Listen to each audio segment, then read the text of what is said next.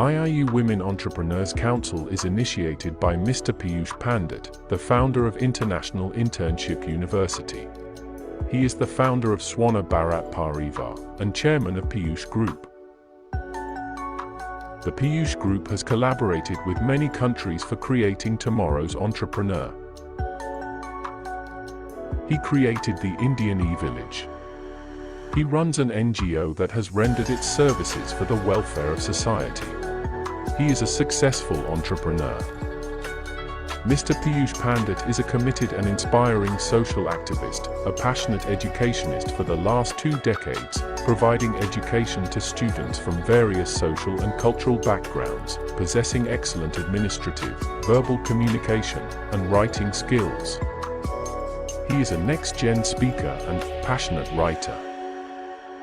He has received many awards and worldwide recognition for his efforts and contribution to the betterment of society and in the field of education. His multifaceted personality and his creative pursuits are evident from his work.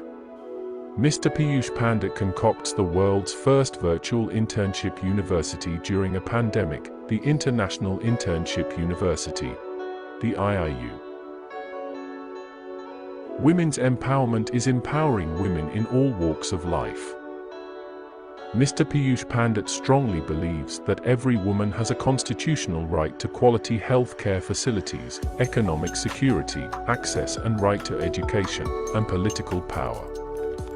The economic and social growth of the world depends on the active participation of women, as they constitute half of the world's population.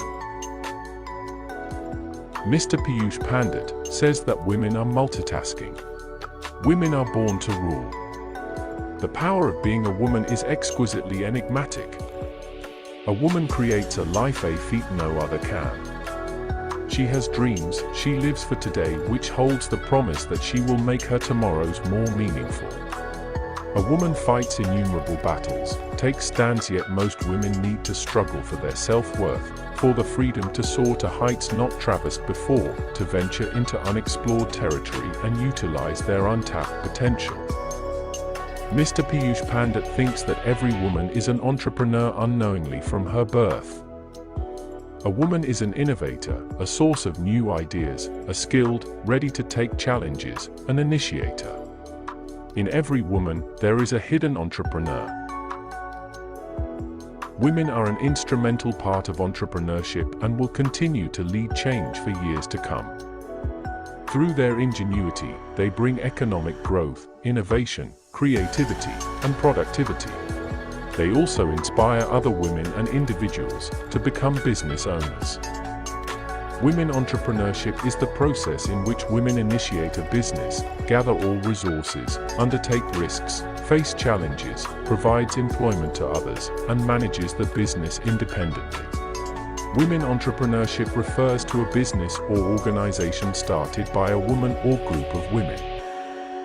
Mr. Piyush Pandit always had an urge to provide a platform to women entrepreneurs to establish and enhance business contacts, exchange business ideas and products, services, identify emerging opportunities for the domestic market, export promotion, joint venture, business collaborations, strategic partnership, and other business activities.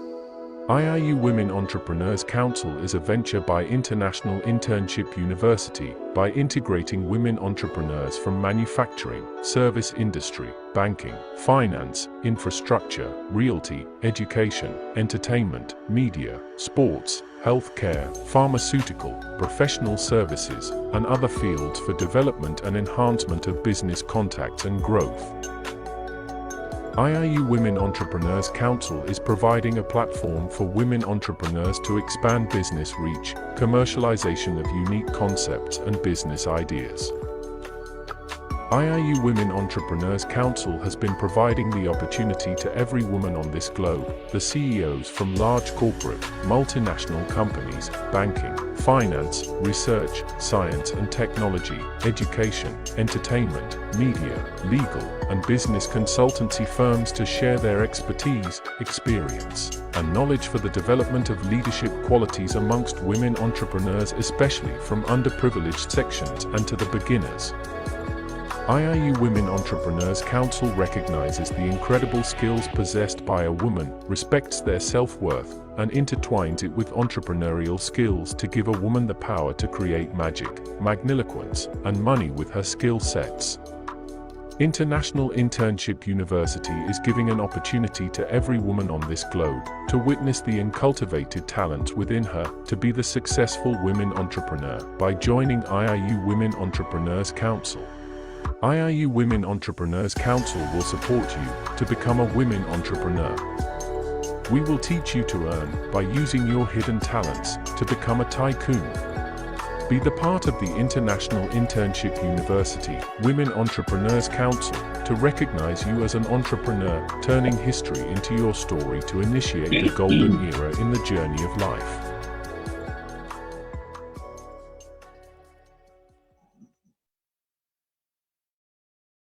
Good morning and welcome to Women's Economic Empowerment 2023. This is our first summit of its kind, and we are so excited to be with you today. Today, our panel is a very distinguished one. We have a woman from every continent except Antarctica. And let me tell you, I tried to find one, but I couldn't get one available for us. We are so excited to be here today because we know this is going to be the first of many. And why is women's economic empowerment so important to us?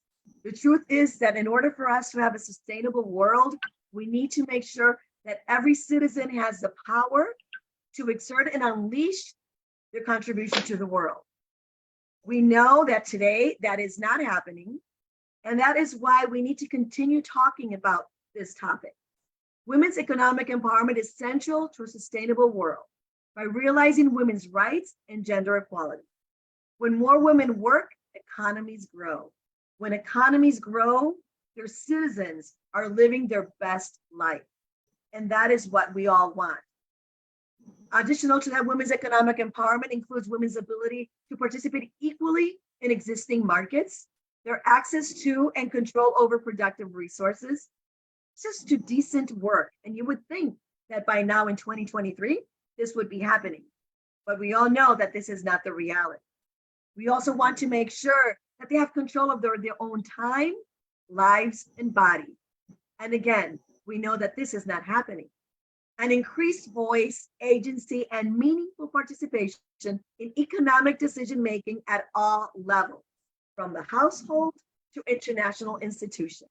When we don't have a woman at the table, decisions are made that do not impact us the same. So this is very, very important to have equal representation in all aspects, including government, including economy, including education. So definitely this is a topic that we'll be bringing once and once again, but this time we wanted to bring every woman represented in the continents in our world, in our globe. So in conclusion, women are the half of the population, and we're ready to take charge and contribute completely to the world that we want to live in, but most importantly, the world that we want to leave for future generations. I am really excited today to share the virtual podium with my co-host Ermina Raescu from Romania, but she is living in India. She's part of the leadership team of James International School. She's also a veteran team member of IIU, and I am so excited to be sharing this with her today. Welcome, Ermina.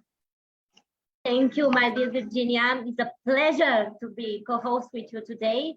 Thank you because you organized this big event. I am so proud of you. You are such a beautiful person. Now I will introduce the team IIU. It's a big honor for me, like always.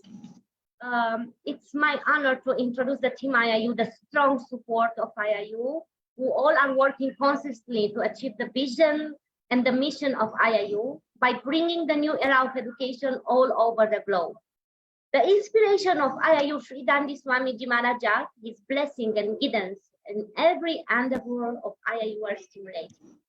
Trustee of IIU, Dr. Roshni Lalma, Mrs. Anju Pandit, Trustee of Twana Bharat Parivar, Visionary founder of IIU, Mr. Piyush Pandit, the man behind the success of IIU. Other co-founders of IIU, Mr. Stephen V, co-founder IIU Australia, Mona Angia, co-founder IIU Indonesia, Nada Ratkovic, co-founder IIU Europe, board members of IIU, Dr. Sneha Hadam, Chief Operating Officer, Director Academic Global, Depshika Patak, HR Global, Dr. Andrew Sabarbal, Academic Director IIU India, Academic Professor General Eboria Ushilo Charles, our Vice Chancellor, Mrs. Nada Ratkovic, Country Director IIU Croatia, President of IIU Research Center IIU, Dr. Inga Karchilava, Europe Head Country Director Georgia, Dr. Nidhi Bansal, bilingual poet and published author, editor, Revolution magazine IIU. IIU Advisory Council, Dr. Pratibha Mishra, India, Dr. Andy Mathur, India, Dr. Parin Somani, India, Dr. Vijay Kumar Sah, Dr. T.P. Sashi Kumar, Dr. Khiel Ganju, Dr. Syam Sundar Patak, Dr. T.N. Sesh Kumar. IIU Women Entrepreneurs Council is initiated by Mr. Piyush Pandit, the founder of International Internship University. Mr. Piyush Pandit strongly believes that every woman has a constitutional right to quality health care facilities, economic security, access and right to education and political power. The economic and social growth of the world depends on the active participation of women as they constitute half of the world population. IIU Women Entrepreneurs Council is a venture by International Internship University by integrating women entrepreneurs from manufacturing, service industry, banking, finance, infrastructure, education, entertainment, media, sports, healthcare, and other fields for development and enhancement of business contact and growth. International Internship University is giving an opportunity to every woman on this globe to witness the uncultivated talents within her to be the successful woman entrepreneur by joining IIU Women Entrepreneur Council. Thank you, Sir Piyush Pandit, for this great platform. Your involvement and support indeed. You show us every day that the education has no border, that we shall be mentors to the young people on the next generation, to all women from all over the world. First of all, IIU means a wonderful team, beautiful people with a common purpose. That of beginning of education into everyone's homes to always find something new to empower all women, to come with always with something innovative. Hats off Team IIU for your great work. Thank you, Virginia. And now I see we have our Vice Chancellor, our dear Vice Chancellor, Sir Charles Eboria Ushilo. Please, if you can say a few words at the beginning of our conference and give us your blessing. Thank you very much, my able and honorable sister. God going to lift you to you, going to bless you, going to empower you with the wisdom. And I thank God for IIU, for all the opportunity granted to every one of us. All the women in the house, I say good afternoon, good morning, and good evening. Today is a great day, a day that we keep on remembering. After today, we shall be blessed. All our difficulties will come to subject to God answering everything, and testimony shall flow. As we all know, women empowerment is a key factor of achieving sustainable economic growth, social development, and environmental sustainability. At IIU, we recognize transformative power of women economic empowerment for gender equality, positive change. This fosters stability, investment, and family and strong community. Exploring the potential and facts of female economic empowerment, working towards the 2030 Sustainable Development Agenda. This is all about ensuring the rights of women and girls across all the globe, the goals.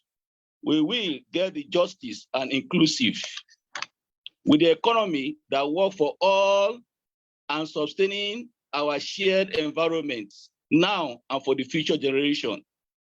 Economic empowerment increases women's access to economic resources and opportunity including job, financial services, property, and other productive access, skill development, and market information. Empowering women in the economy and closing gender gaps in the world of work are key to achieving the 2030 Agenda for Sustainable Development. This will bring about the achievement of Goal 5 to achieve gender equality and Goal 8 to promote full and productive employment and decent work.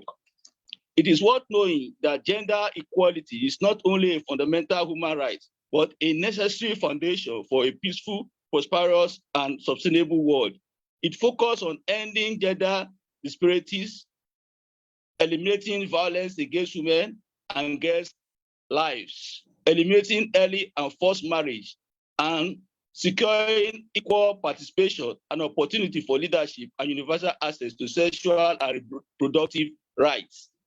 Empowering women in local fishery decision-making leads to better resources governance and conservation. It will interest us also to know that women and girls are half of the world's population, and as a result, holds half of the world's human potential.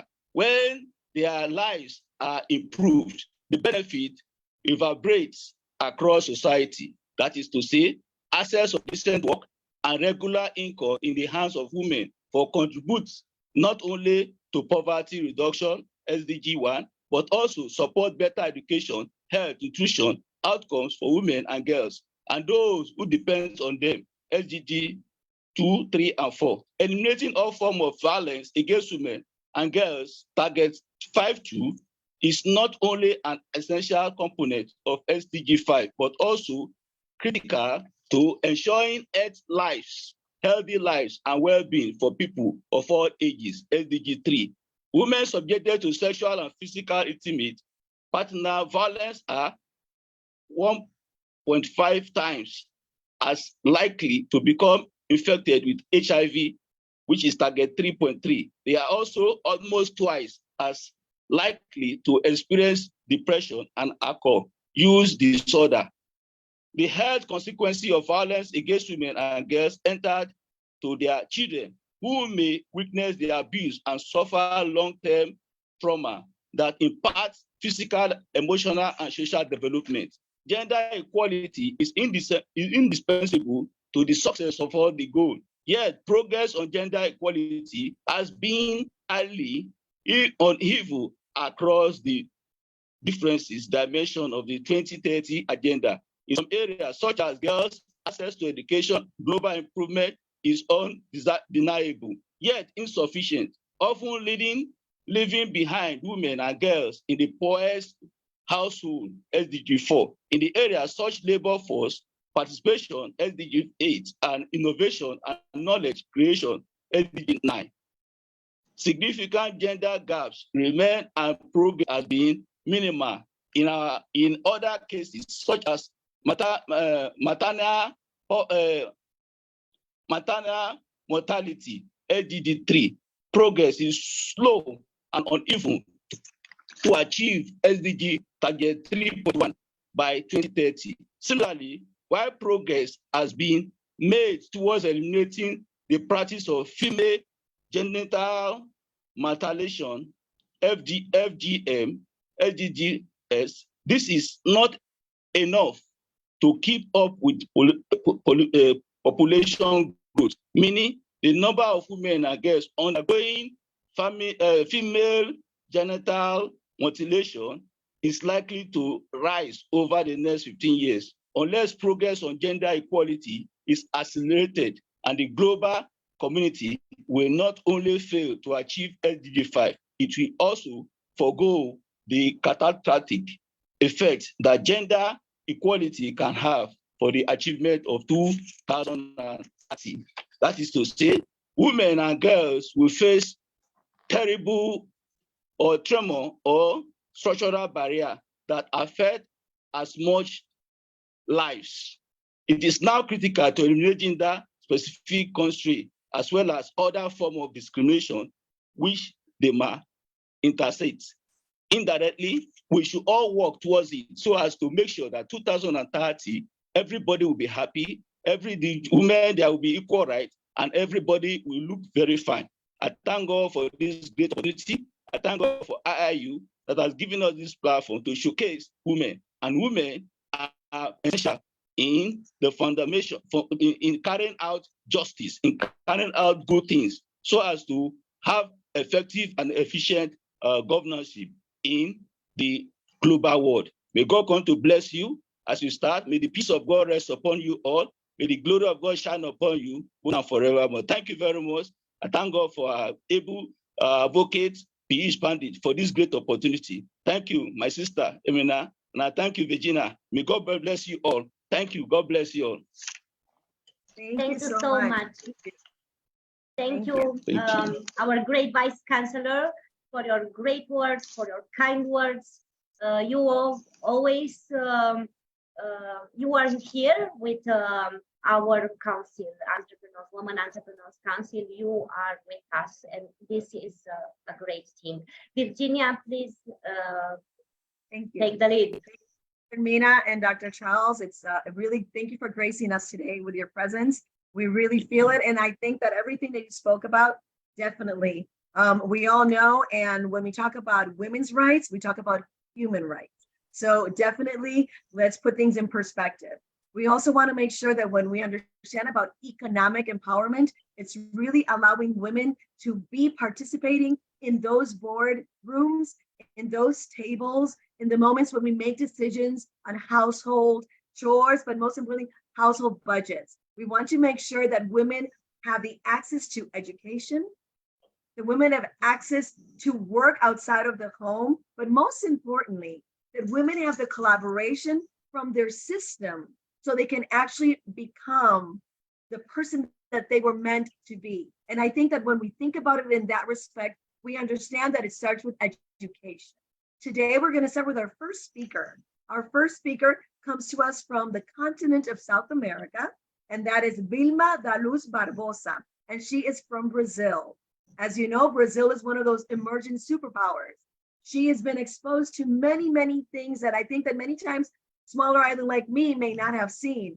But Brazil being the country that it is, being the largest country in the Americas, we want to make sure that we understand what she's saying. Vilma is not only an educationist, but she is a language professor. She's also a communications coach, and she is a mentor. She's been doing this for quite a while, and she believes in the power of education. Vilma, the podium is yours. Hi, everyone. Hello. Thank you, dear Virginia, for giving me this opportunity. I'm really, really delighted to be here and talking today about this very, very important topic. As a teacher and mentor, I can see that this is one of the most important topic, and I've been talking with my students, the teenager ones, since ever. And I'd like to share my screen. May I? I guess I can. Okay. So thank you again for the opportunity to be in this team. Since we are talking about women empowerment and the ways we will be discussing the ways we can empower girls and women in different countries, today I came here to talk with you about some projects, because I truly believe that it's not worth it just being talking about ideas and what could be done and what are good ideas, but I like doing things in real life. I like working on real projects in our communities, because I believe that if we do and we work with our communities here where we are, and then each of us doing our part in our communities, we're gonna have a better world. And today, talking about this very important topic, women economics empowerment. So I will talk a little bit about BPW International in Brazil, since I am a member of this association. And here in our town, we have many, many projects working on women empowerment. So we have many projects around here. We have the one against, this is Lilac August, and this is the month that we work against the violence for against women. And we have many other projects where we empower women here. So here we have the National BPW Brazil, and this is my group here in Caçador, my town. And here we have some projects. One of them that is very important is this one, everything in its own time. We talk and with girls to prevent them to getting pregnant before they are adults, because since we have poor communities here, there are many girls getting pregnant, and then we are really worried on working with them with some projects to empower them. And then uh, in the next month, we're going to work with special projects. But what do we promote at BPW? That is, since we are talking about women empowerment, we promote free online events, workshops, and lectures supporting and dissemination projects. Business rounds, so we are talking about the projects that we have, the products that we sell, and we are selling our products among the BPW girls. So we have a project called Equal Work, Equal Pay project that fights gender discrimination nationwide, and we promote consumption among women. We have this quote, women buy from women. So if you need an English teacher, I'm an English teacher, then the other BPW members will be having class with me. If you are a BPW member and you have a store, I will go there and I will buy from you. If there is a BPW member who is a lawyer and I need her service, I will contact her. This is the way we empower each other. We are helping each other, and we also help promoting the other one's services. This way, we are empowering women economically, and we are helping our communities. And then we help each other as members, but we work on special projects to help the community.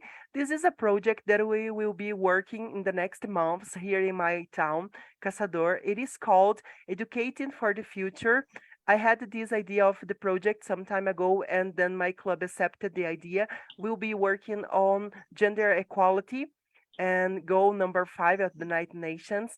And the idea of this project is educating the girls for the future, boys also, but mainly the girls, since we have many problems of girls getting pregnant so early, they are giving up schools, and then we understand that we should work with them, empowering them.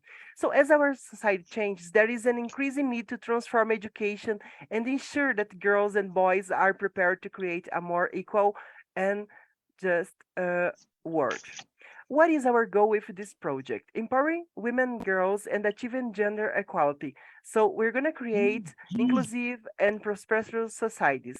Gender equality creates opportunities for dialogue to influence policies that benefit women and girls, working with the parents also and with the girls to promote access and build the skills and confidence of women and girls to reach their potential and have more influence over discussions that affect their lives. So someone was talking before about the importance that women are on the round table, on the discussion table in the company, in their house, that they take the decisions. If we don't empower girls, if we don't talk with them about this importance, they won't do that. They won't know that they are able to do it. So our objectives this is developing high self-esteem, instigate critical thinking, instructing the conscious and wise use of social networks, work with human and civil values, empowering them to feel part of the process. Because we have some communities where still today in this century, women think that they are not able to be the voice, and then we have to empower them, teaching them that yes, they can do that. So teaching that empowerment has nothing to do with shouting for your rights. It has to do with winning them. So teaching them about their rights, but also teach them about respecting and then earning this. So empowering girls and women through study goes far beyond gender equality. It is related to many other social factors. The more women study, the fewer children they have. This is what a survey by the Brazilian Institute of Geography and Statistics from 2010 shows. This would solve a number of problems, such as the number of hungry and abandoned children, government spending on education, health and grants, and even planet's overpopulation. So everything could be solved if we teach and empower our girls to study. And so the methodology, we're going to go to schools and the per community and talk with the girls, listen to them and encourage them to study, encourage the consciousness of the internet in order they gain knowledge and prevent abuse and bullying using the internet. And we are also going to encourage them reading books and guided subjects to develop critical thinking, workshops to train personal communication, notions of public speaking, and emotional intelligence. This way, we'll be preparing our girls that will be the future women and they will be leading this world. We have to prepare them today and we have to worry about them today. So we have many problems in our communities, lots of forms of discriminations, and then working with the girls in the community will be empowering them and they will be preventing violence against women and girls. We will eliminate lots of practices of harmful like early marriage in some countries, and here in Brazil also we have that, their marriage. And then equal pay, equal job, opportunities for leadership, equal opportunities, increase the use of base technology, in particular information communication technology, to promote women's empowerment. So the idea of this project came because I am one of those girls. I am a poor girl from the community, and thanks to a teacher who gave me the opportunity, he taught me that I could be able to learn, and then he motivated me to study and to learn. And today I am here talking about this women empowerment because someone did that to me. So I truly believe that we can be the change in our communities as well. I feel that we have this mission to make the change in our communities, to change lives, because someone did that with me and he completely changed my opportunities. And through education, I truly believe that education is the key to have a better world. And it comes to, when we talk about women economic empowerment, we talk about education, educating the girls, educating the young people today. We're going to have a better world in the future for sure. Thank you so much for giving me this opportunity. I'm so happy. Thank you, dear. Thank Good you one. so much for being here with us today. Super, super powerful. I wish we had more time with you. But thank you again for being here. And I know that we're going to have you a lot more talking on these very important topics. Ermina? Yes, I'm here. Great presentation, my dear Vilma, like always. Extraordinary. Congratulations. And thank you because you are with us today. I want to invite now a dear friend. She is so modest, Dr. Mireille Tulekima, award-winning engineer and global entrepreneur. Welcome, my dear Mireille. Thank you very much. Thank you very much. It's a pleasure to be here again, and welcome back to the digital world as well to you. And just gonna greet everyone as well, all the way from Perth in Australia. It's always a pleasure for me to talk about, empowering women, because I have myself a particular journey that I always, talk about, to make sure that, other women actually build on what I've went through, and so that they can become even better than what I've been able to, they can accomplish even more than I've been able to accomplish. And today I just want to reflect on women in STEM. So for those who are not familiar, STEM standing for science, technology, engineering, and mathematics, which is, an area that is heavily male dominated. So I started in that, in that sphere in the energy sector more than 25 years ago. And it was very difficult to see people who look like me, in terms of gender, in terms of race, in terms of color. So I had to find my way, and it was not, it was not an easy task. But, I can say that, by, trial and error, by building on, collaborations, and by learning, because I think, the knowledge is very important in everything that we do. By learning, I've been able to to create a role model, and be a role model for the young generation. And that's really what, I am really proud of. And so what I really want to do is to reflect on the journey of women in STEM. So when I started back, more than 25 years ago, we actually didn't have a lot of women at all levels. As far as STEM was concerned, and specifically talking about the energy sector. And we've seen some progress. 25 years from now, we had, more women entering the industry, especially, studying subjects related to STEM. But what we see right now is that we lose a lot of women in the process, and we call it, a pipeline that is leaking. So we have more women coming, more women studying, more women who are really interested, but we lose them in the process. Especially when they start their families, or when something changed in their life, or sometimes it's just because it's just too harsh for them. It's a very, very male dominated, and sometimes some of the women actually are not, can't actually, cope with that. So they actually leave, the industry. So we've basically displaced the problem.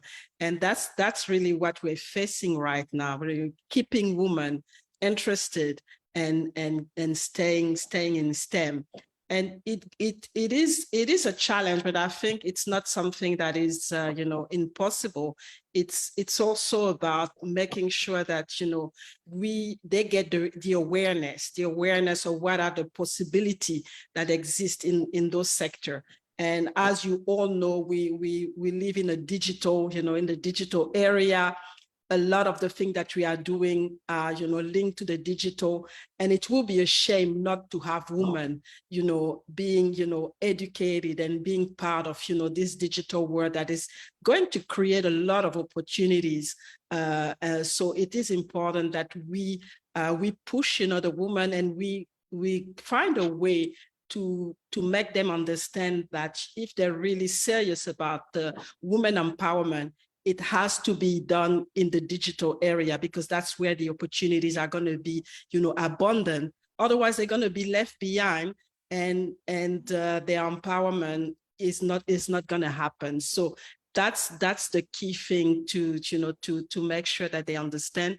The second thing is about, making sure that the women that are already there, who have been able to create a trail, how visible. So having role models that are going to be able to really take the hands of the other women and really share their stories, and make sure that the other women are learning, are building on the mistakes and on the learning that they've actually been able to accomplish. And that's what I've been doing, really, sharing my story, mentoring young professional women.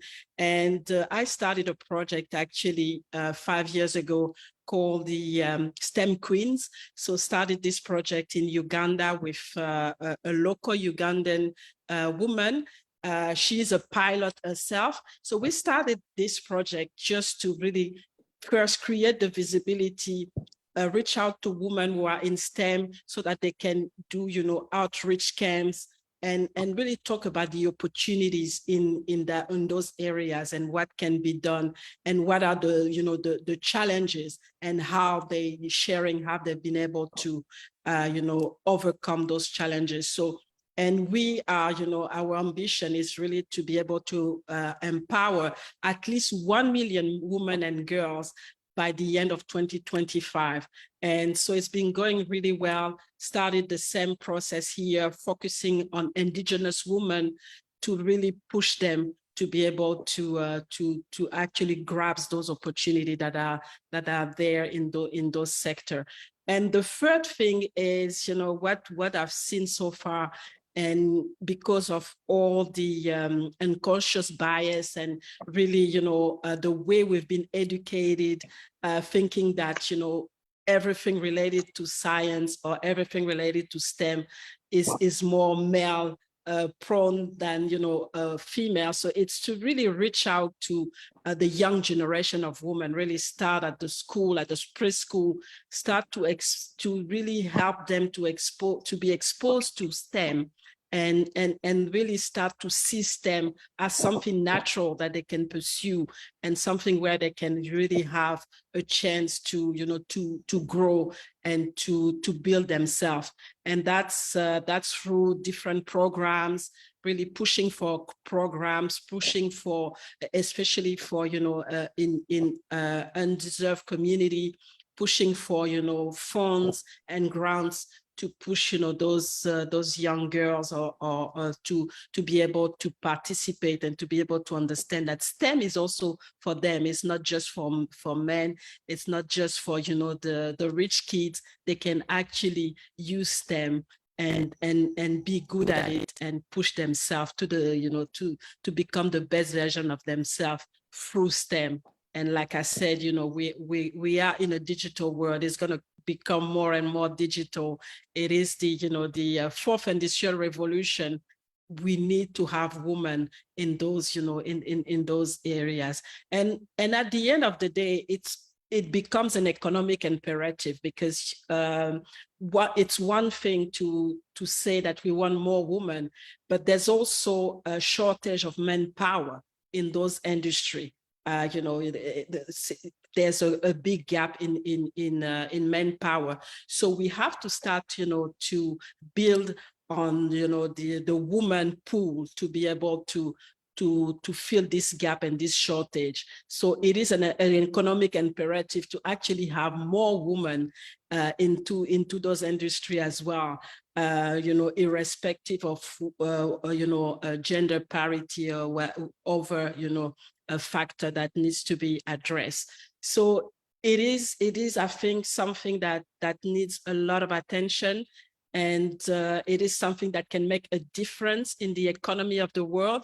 And it is something that we really need to push at all levels, starting from really a very early age, introducing, girls to STEM, and pushing for the women who are already involved in STEM to stay, create the incentive. Because I think what's happening is that, and I went through it myself, is that at some point you get stuck. You don't really get to reach those high level position because most of the leadership is male, and it is very difficult sometimes for women to just reach those level. There are different reasons, one of the reason, it can be also what we call the boss club, but I've seen also women actually disqualifying themselves, and that's been my case, not really believing in myself that I could actually reach those level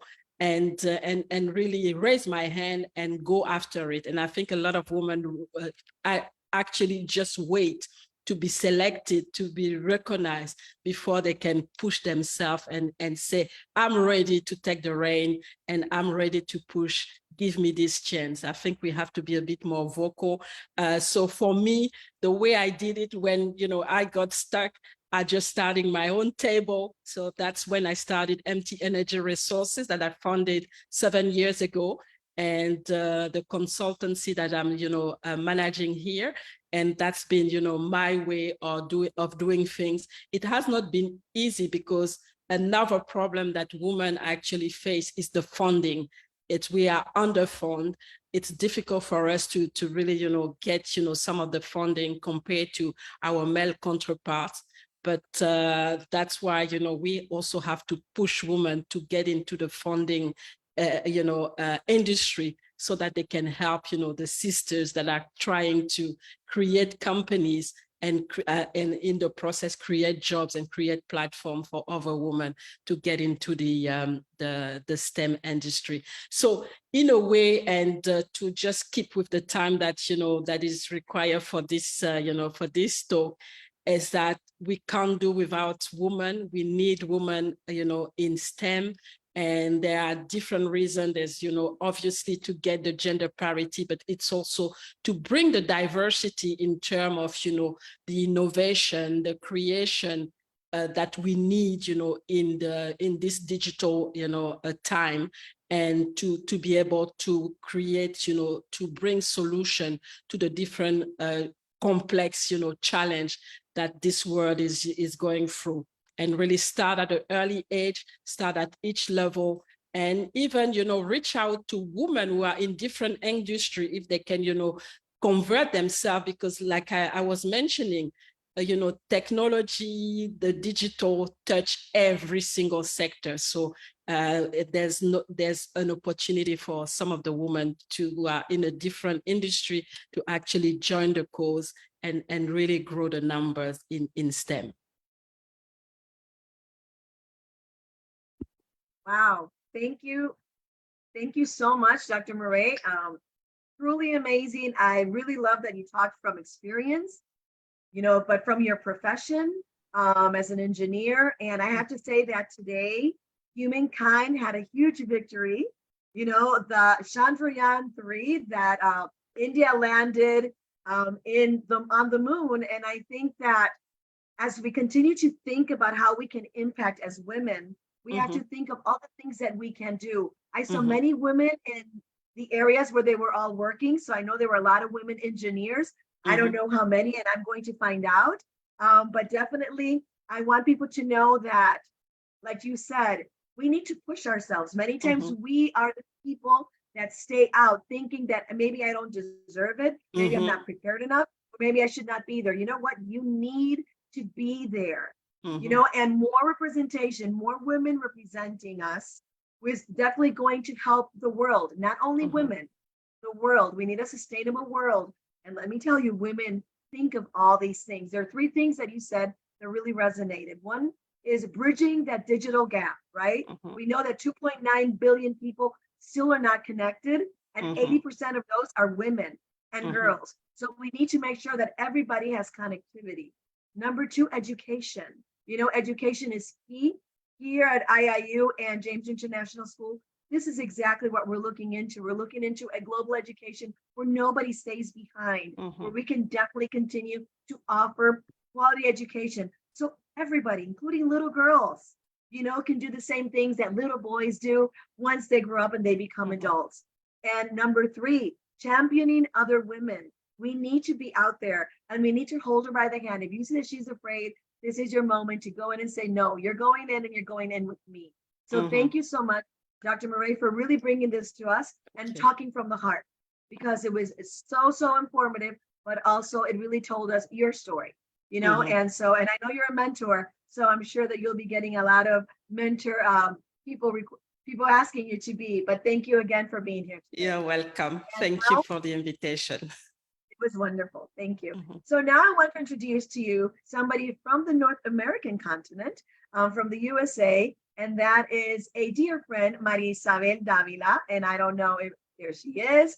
Marisabel is one of those serial entrepreneurs where things work, or at least we see her from the outside and we think that she's successful in every aspect.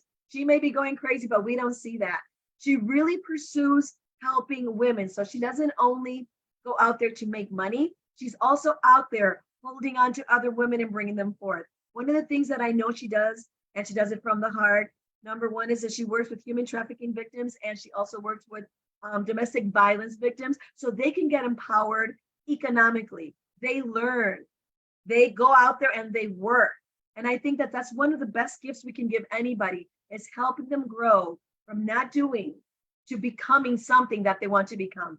And when you are working and you have economy, then you impact the economy. So she is the partner for Davila Partner Group.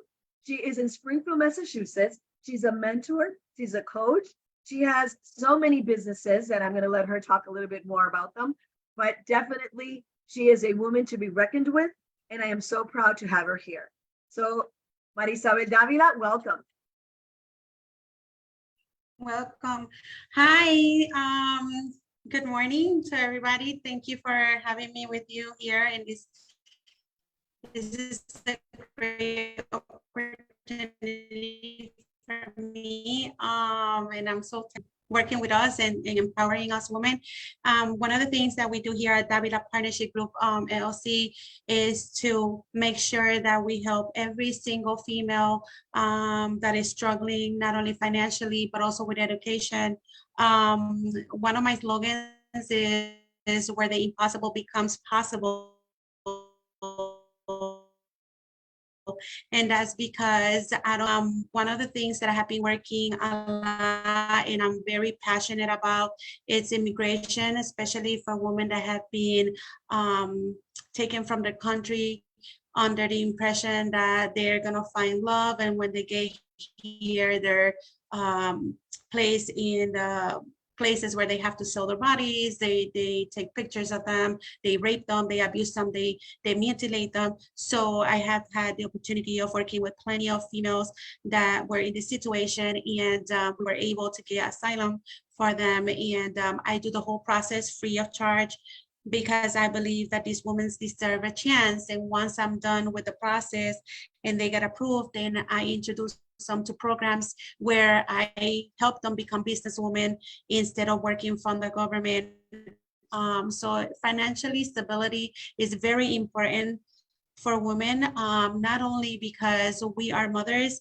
I'm pro-family. I think that's one of the most important things that we have to look at as mothers. We have to be providers, we have to be lawyers, we have to be teachers, doctors. So there are many hats that we wear, and sometimes it's overlooked. Unfortunately, here in the United States, women are still treated like we're below males. For example, I could tell you, I moved to Texas a couple of years ago, and I was looking for a job. And most of the job ads said you had to wear miniskirts, you had to be 120 pounds, and you had to have long hair and wear makeup. Your shirts have to be short. And I'm thinking, why would that be in an ad? So there, even to work at medical offices, that's how you needed to present your gist, and why they're not looking at our brain, because we are all more than qualified, but we don't necessarily have to look like a Barbie. So I figured that that's not what I wanted. I don't want that for my daughter. I don't want that for my son to grow into. I also feel that in our society, in our community, mental health is a key for women in order to be empowered. Sometimes women are so oppressed that when they feel a little power, they feel that the only way to be heard or listened to is if they take off their clothes, if they jump from man to man, rather than educating themselves and showcasing that they can actually succeed by educating, by opening a business, by striving as women representing, so we could be empowered in a positive way rather than in a negative way. Unfortunately, here in the United States, you see that a lot. A lot of women try to call the attention by taking their clothes off rather than education. So in our offices, that's what we empower. We empower your brain, and we empower self-respect, and we teach you that you could become better just by being positive. So changing a positive mind, changing your mindset will lead you to better things. So here, not only we teach you how to become business owner, we teach you your rights as a human being. We teach you how to self-respect. We have a whole network. I work closely with a couple of mental health offices. I have attorneys in staff, and I have bookkeepers, I have teachers, I have mentors. So it's a whole team. Excited about all my programs because I know that it makes a change, and every person that comes in my office, we treat them like family. So we're very all that we are about. I don't have much to say, but I could show you. I don't know if you guys could see my screen. Yes, but and I'm going to interrupt you, Marisabel. I'm going to interrupt you so you can put the slideshow. So go ahead to the slideshow part.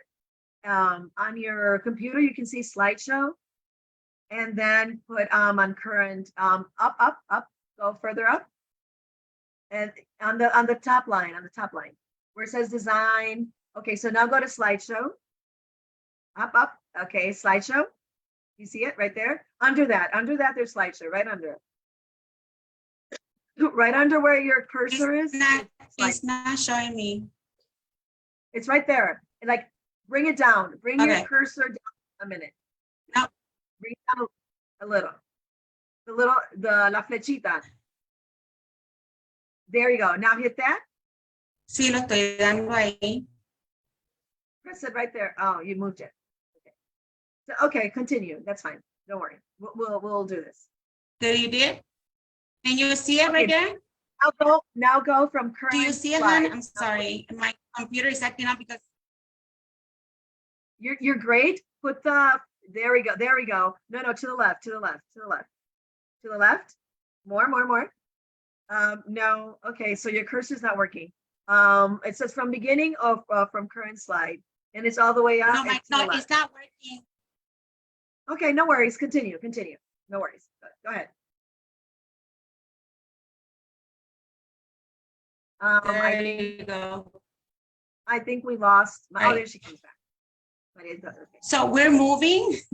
So I apologize. So this is, you lost me? Do you see me? We see you. Do you see the screen? We are. I think it's going to come soon. It says that you started sharing. So let's see. There we go. Yeah. Okay, you your see it screen. now? Yes, we can. Yes. Go Okay, ahead. perfect.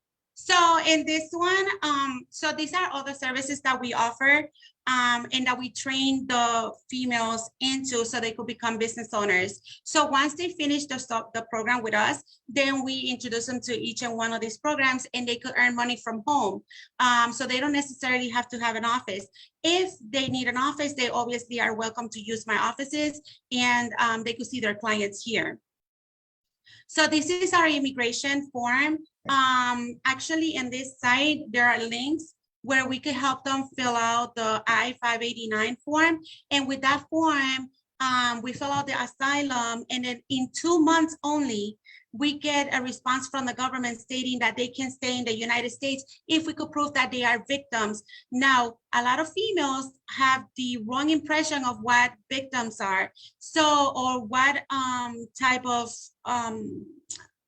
what qualifies them to the asylum. So you could be abused not only in your country, but also in the United States. If you come here illegally and you work for an employer that mistreats you or uses your immigration status in order to make you work for them for less than you're supposed to or minimum wage, then you could report them and then you qualify for your asylum.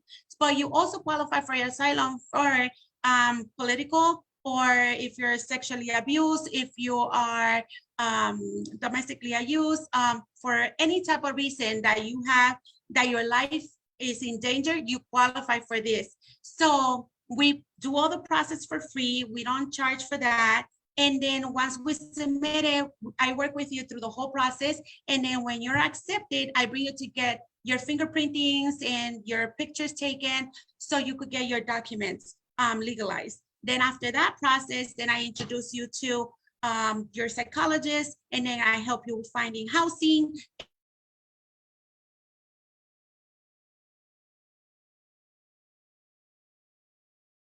And your business startup. So it's a whole program.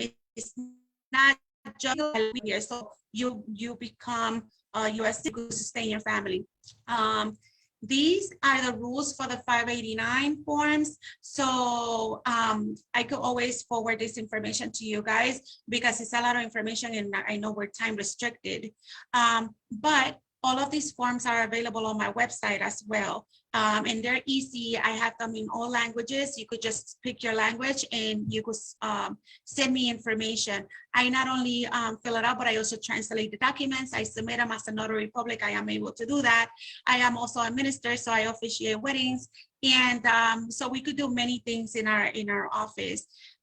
One of the other things that I'm really excited about is that now we're going to be offering shelters. So we are in the process of buying properties where we could put these individuals, these females to live in the property. And while they're in the property, we train them and then we help them to purchase their home. So I'm working closely with a realtor and she's going to be in charge of that department. So it's a whole program. Beautiful.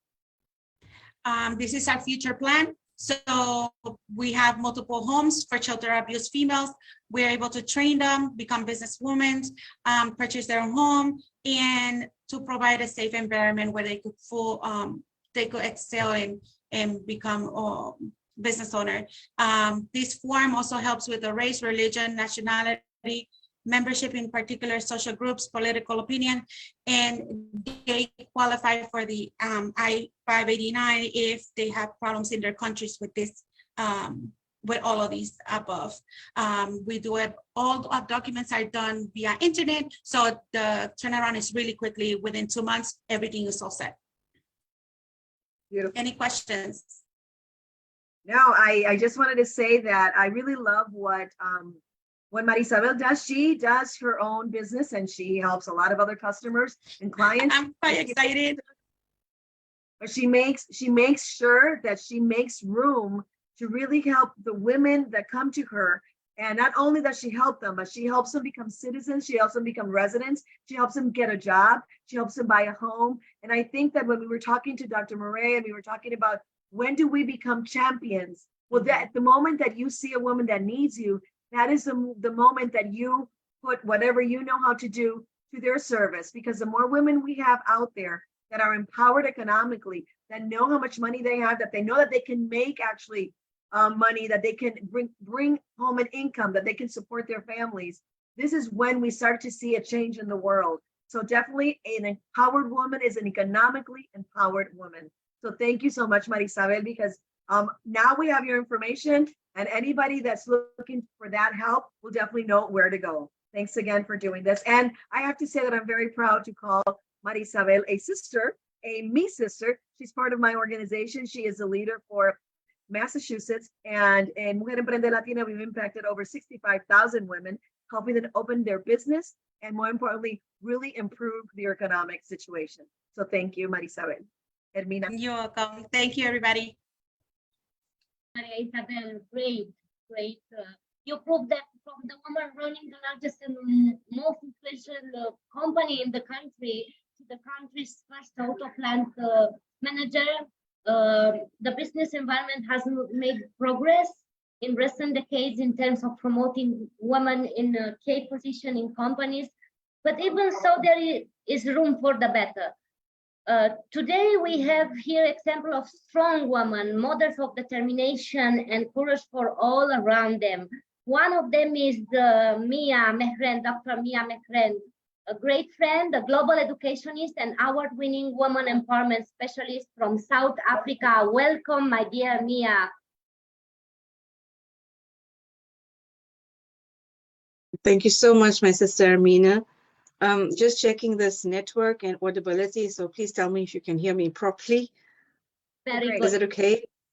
Okay, thanks. And lovely to see you, my sister. It's absolutely lovely to share the platform with Virginia again. Massive powerhouses on this platform. What an amazing event. Thank you so much for putting it together. Thank you, IIU. And thank you to you, Bruce, as well, for coordinating this so perfectly. Lovely to meet all of our beautiful esteemed guests as well. So I greet you all in the universal greeting of peace with blessings. And I must say, so far, you know why I love these platforms that we always have is because when we are together like this, no matter what we're doing in the roles that we have or the role we play, whether it be a business entrepreneur, whether you are a mentor or a coach or whatever it is that you're doing, when you're on a platform like this, you actually learn from each other. And that is what makes these things so beautiful, is because I don't sit here as somebody who knows everything or has it all put together. I sit here as a woman wanting to learn from other women leaders of this world. And when we have that approach to how to build ourselves firstly, then half of the battle of empowering you is won. Because then you don't have this pride about you. It cuts off every barrier because you see everyone alike. We see each other as sisters. We're building this tribe of sisters in business, in economy, who want to build everyone else. We're not sitting on a platform like this dictating to other women how they should live. we're listening to each other, learning from each other, and we will better society from it. That's exactly what empowerment is about, yes? So when we talk of this women economic empowerment, 3 massive words. Why do I say that? Because women in itself requires a whole couple of years of a workshop, because they still will never understand us completely. But when we talk about women, we always also talk about this girl child. And I know from having my own daughter, for example, I'm trying from now to instill in her the need to understand what exactly is economy, what exactly is money about, what exactly is this concept of business, what exactly is all of this that makes everything go around, and why is it that every certain portions of the month people are getting stressed? Why do some kids come to school without food and they still happy, and yet some kids come with everything and they not happy? All of these things are playing a part in her growing up. And it's up to me as a mom, not as a leader, not as anything else, as just a mom, to have some form of understanding of what these are, to explain to her. Because I don't want her to think, mom is so-and-so in the world, this is why she has these answers. No, I'm mom. And I learned these answers from my own experience and from educating myself. So the key for us to teach these girl children, educate yourself. Educate yourself about these concepts. Don't just take somebody else's word for it. Learn. What is it going to mean for me to learn to budget? What is it going to learn? What do I have to learn about me to understand whether I am business orientated? What is my passion actually that I can fulfill in order to gain an economy that works for me, that will be profitable for me, that will actually enhance my passion so I will love what I do? And that means we have to be so empowered within ourselves as women, as girl children, that we are in tune with ourselves.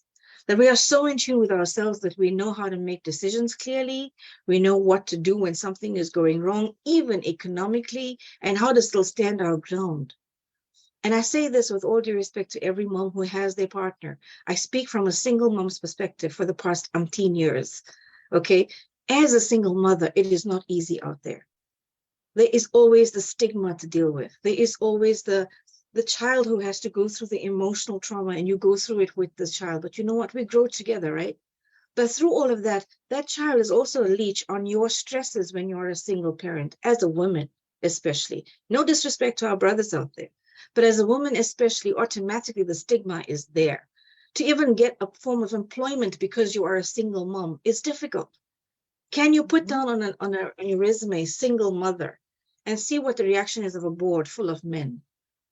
They would be like, oh, we're going to have to deal with this mom who has to take off for her child all the time. Can we just bypass this one? How is that possible? How is that even reasonable? How is that something to even consider in today's time when we're trying to break down those barriers? So we all of us, really have to come to a drawing board and have to be frank with ourselves, especially in leadership roles. How are we treating our women economically?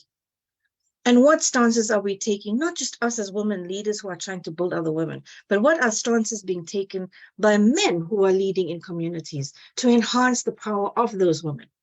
Are you allowing that, or are you actually threatened by that? And we're not talking about we all equal. We all know what our roles are. But we're also saying to everyone out there, we are not competing with you. We are here because there's plenty of air for all of us to breathe in the world. We are not here to compete with each other for the economy. We're here to grow this economy. And we're here to collaborate and connect to make that economy grow. Not just for me. It's not just for my home or my backyard. It is for our communities. It is for our communities to build a society and then for build a nation. But it does start with one of us.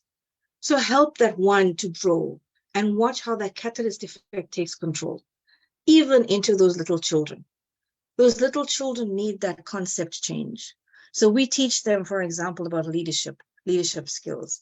We're teaching them empowerment, empowering tools. We're teaching them mentorship. We're teaching them respect. We're teaching them codes of conduct. We're teaching them economy. We're teaching them business studies. We're teaching them business management and administration. But guess what? All of those are somehow interlinked into each other. And that's what we need to also teach, is how to balance out every one of those things about you so that you will grow. And when I say that, I say it because there's one question we have to ask every woman, every man and every child we're trying to teach about economy. What do you define as success? What do you define by economical success? Is it purely having multiple digits in your bank account? Is it you being happy and content every single day, regardless of what that is, but that you did some humanitarian effort today to make something different for someone else before you did for yourself? What exactly is the success? Because for every single person out there, success is redefined. Why? Because we define it as success today, and tomorrow life throws us a whim. And then you redefine success because you redefine you in the process.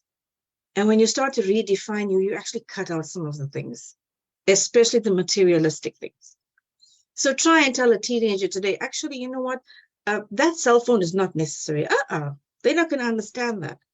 But let them get to a specific level of where they have to buy it for themselves, where they have to earn that income to make sure that what they're asking for, it makes a whole difference. Why? Because there's a mindset shift. We're shifting that art of responsibility of me just, I'm taking care of your needs versus I need to learn how to take care of me. And that's where that concept of taken care of also has to be dealt with. We can't allow girl children to grow up anymore in any form of cultural background that says you need to be taken care of. We need to change that paradigm now. It needs to be a shift completely as to how can you take care of you. And I say that with the utmost respect again, because I am an only child. I am a single mom. So what I talk of is what I've been through. It hasn't been rosy. It's been difficult to try and keep things going. But you know what? We do it. We do it. We stand up straight because we have purpose. So as a woman, define your success for you. And then define your purpose aligned with your success. And find out, how can I grow my economy to build me? What about me is really there that I can grow? And if you are somebody who's staying at home looking after your kids, do not undermine your power or your empowerment. Because what you're doing from dawn to dusk is already your empowered being. And you might be somebody who's really good at gardening, somebody who's really good at baking, somebody who's really good at doing something. Just multitasking every day is a gift in itself, right? But that's what you're doing at home. How about you try and tap into it a little bit more? Instead of making just the 5 cupcakes, make 10. And give the other 5 to your daughter to say, or your son or whatever, or your neighbor, and say, don't you want this for like a 2 something? Make your mind work. Stop waiting for others to empathize, sympathize, because nowadays, unfortunately, the globe is such that people hardly ever have the time to do that. They're trying to make it work for themselves first. So the onus is on each one of us to firstly grow ourselves, define ourselves, assess ourselves, and then redefine. Redefine ourselves physically, emotionally, economically. One of the sisters, I think you introduced earlier, as somebody who does GBV and used to actually pick up those women, hats off to you. I know I do it, and it's not an easy task. But when we talk about gender-based violence, there's also multiple other forms of violence here. One of them is how women are economically abused in homes. And that's where some women also need to be taught, get real with how you're actually facing things. Are you being economically abused, where somebody is dictating what I can give you, what you should be spending, how you should be spending? Do you have a mindset to learn how to spend for yourself? So a lot of trying to become economically empowered is all about you introspecting. Find out about you, define again success for you, and then redefine how it works for you. And you'll be surprised at how you can actually empower you to the maximum when you do that. So I'm going to pause it to keep with time. And thank you all again for amazing platforms that we put together. Thank you, IIU and Sapish Pandit. And congratulations on the moon being reached today to everybody who's involved in that. And thank you so much, Virginia and my sister Ermina. It's awesome to be with you again. Oh, wow.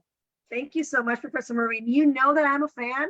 You know that I'm a fan, and definitely love having you here. I love your perspective. I love the clarity of thought, but most importantly, I love the words that you choose to speak. They come from the heart, they come from experience, but most importantly, they're really easy to understand and to relate to. And I think that when we talk about women's economic empowerment, we have to start from the basis. We have to start from the root. And definitely it starts with you. You know, and the majority, it starts with us. It starts with how we were raised, how we talk to our children, how we accept I'm a mom first. You know, where do you position yourself? You know, and grow from that. And definitely knowing that birth rates around the world are going down. You know, it is really important that we start thinking and really valuing the position of the head of household, mother, of that stay-at-home person, because the truth is that we need people for humanity to continue. And only women can have people. You know, so if we're not making this a better world for women to really say, hey, this is a decision I want to make. I want to bring more humans to the world. We're really hurting ourselves. So I really loved everything that you said, because it really resonated with every woman that we are. We all have the gift of life, you know, and I don't only mean life as in biological, you know, like, but also creating. We are nurturers, we're creators, we're always innovating new things. And many times, like Marie said before, we don't trust that we're doing it right. We don't trust in ourselves. So I think this was very, very, it goes with her definitely topic, because we believe that we can't do it, but we can. And as a mom, a single mom, even if you don't think you can do it, you have to get up and do it anyway, because there's a reason there that has to eat every day, that has to live every day, and you have to figure it out. So I have to say that I'm so proud of you. Thank you for participating. It was extreme. It was wonderful to hear your words. For every single one of you are just incredible women. But I just wanted to say that it's really important to acknowledge that despite all these positive developments that we hear about, women are here and we're not there, we see all these challenges and these gender inequalities that persist in the world. We still face so many barriers, such as gender-based violence that we just talked about, discrimination, but more important, limitation to access of resources, because we are single. But you know, Virginia, yeah, you know, Virginia, I just want to, sorry to cut you off, but the one thing that's key for us, especially as women, is as much as there are these barriers that are there, and as much as there's so much of difficulties and challenges we're all facing, a lot of those barriers are us who put them up. Us as women put up half of those barriers, and we need to be aware of when we're doing that. And then when we do that, we tear it down. Because we raise a bar and then we want to get to that point, and all of a sudden we crash ourselves down because we suddenly feel like the standards are supposed to be met by others. Their norms are set for us to meet. And I'm like, no, we need to actually get real with this. It needs to be my standard, my norm, what works for me. And you need to stand your ground with how you learn that. So empower you to actually learn that. And we need to learn that we're here to collaborate and connect with people. Even our brothers out there, we're not here to compete with you or take away from you. There are, unfortunately, we also have sisters in the world who are trying to also bring down other sisters too. We need to all learn. We're here to collect, to connect, to collaborate, to work together. Like I said, you build, somebody else said this as well, I loved it. You build one woman economically, you're building the economy. I think you said that, Virginia, right? I love that. And that's so true. And we have to connect, to collaborate, to work together to get that done. But we cannot build up our own barriers. We have to build ourselves up to get through those. So it's very important for us to do that introspection, to understand who we are, where we are, and what does economically free mean for me as a person. Absolutely. Thank you so much. Thank you, thank you, thank you for these other comments, because they are so on point. And it starts with me. You know, I think many times, and like you were saying, you know, we look at all the things that are not happening for us, but the truth is that we have to take action.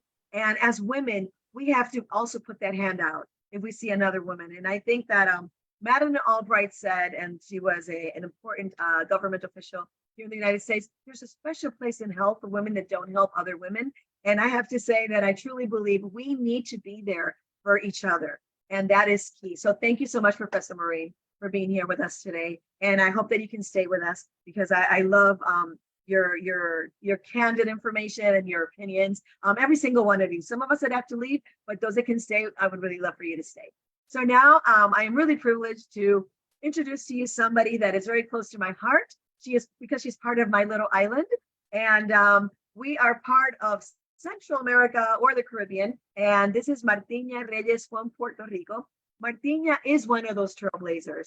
This woman does everything. She is good at so much, but you would be surprised of what she deals with and the challenges she's had to overcome in order to be the person that she is today. And her story for me, I know is going to resonate with many because she could have just not done anything. Her family could have just told her, no, this is too hard for you. But her story goes beyond that. Using creativity and using art as a medium, she has become an entrepreneur, very successful, but most important, a powerhouse that helps other women get ahead and other men, because it's not only women, it's everybody. So please welcome Martina. The virtual podium is yours.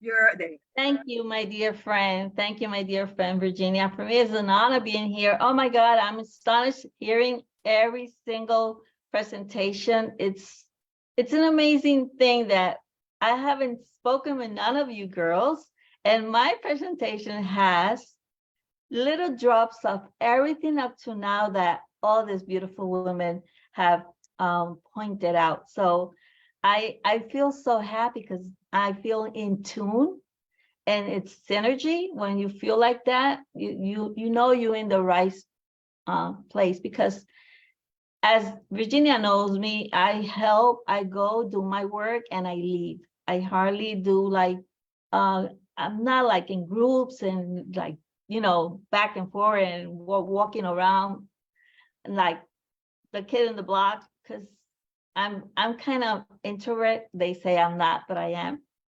And when I find a space that I can call my sisters right away, it's an amazing feeling. And I don't say that too much. I'm very careful for who I choose to see as my reflection, to see as my mirror, because I have a say that what I see in you that I don't like, I must correct it in me. I must reflect on that. But what you see on me is your story. You must work on that. And that's what she was saying right now. So I loved it. I loved it. So Martina, who is Martina? Martina is a lady, a woman, a child, a visionary, very intrepid, that likes still do skydiving, that likes to hear old music, that loves to read, and that likes to find the why of everything. Since I was a little kid and I started speaking, I was always with why and why and why is that. Still at my age, I'm still saying why. I'm always looking for a why, because my why can give me then for whom. So I started working as an artist at a very young age. And then I started working on neuroscience because I was so curious how my brain worked and how human behavior through neuroscience, they have achieved a lot of discovery in the neurocommunication space, how to connect your mind and your voice and your words through your audience. So I teach public speaking in Spanish. I'm an international speaker, Toastmasters, and other things, but I'm not here like to brag about me. I'm just here to share you my secrets, my mind hacking, those things that I have been using that have been like my lifesaver. Like when you feel you're drowning and you don't want to swim anymore, somebody might just throw you a lifesaver, but sometimes you are the one that has to take your hand and throw yourself that lifesaver. So that is actually what I've been doing with this mind hacking, and I've been sharing with my clients, with my friends, and for me multitasking doesn't work, and it's been an amazing journey. So I'm going to be sharing with you girls a little bit of my journey through as an artist, as a writer, and as a speaker, and as a woman that likes to ask everything. If I can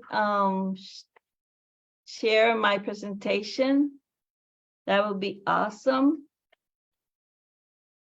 Let me see if I can share it. Okay. Let me close here. Let me put my screen share.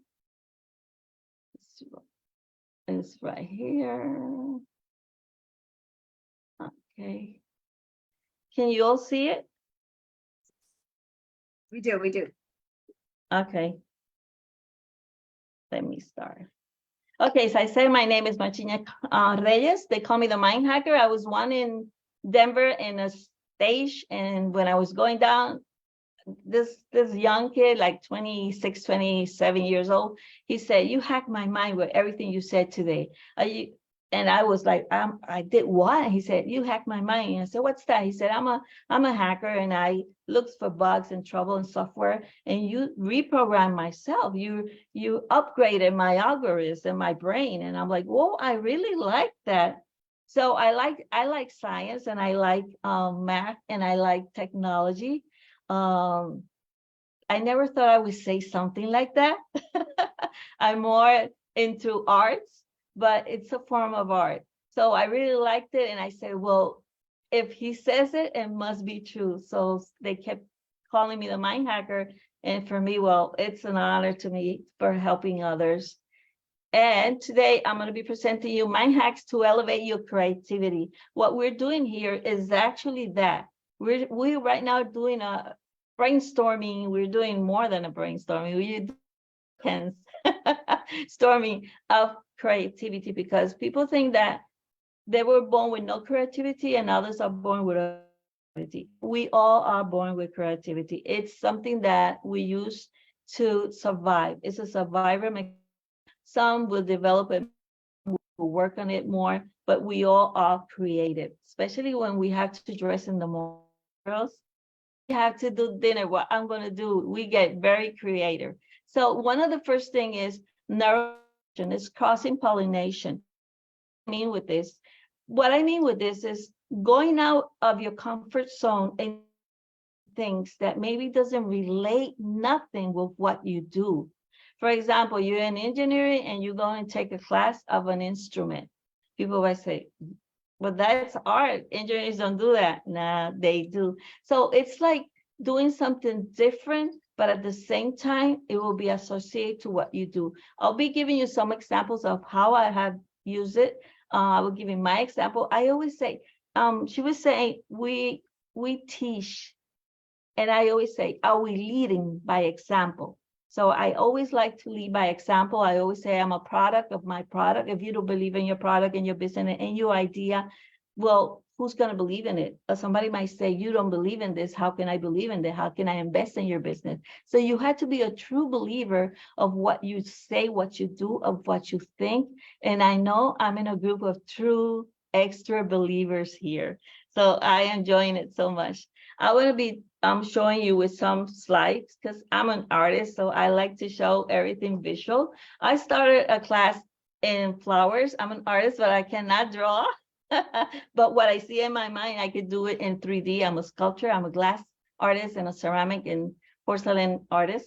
And I paint also. So I started this class, but I started with my mom. I wanted to do something with my mom.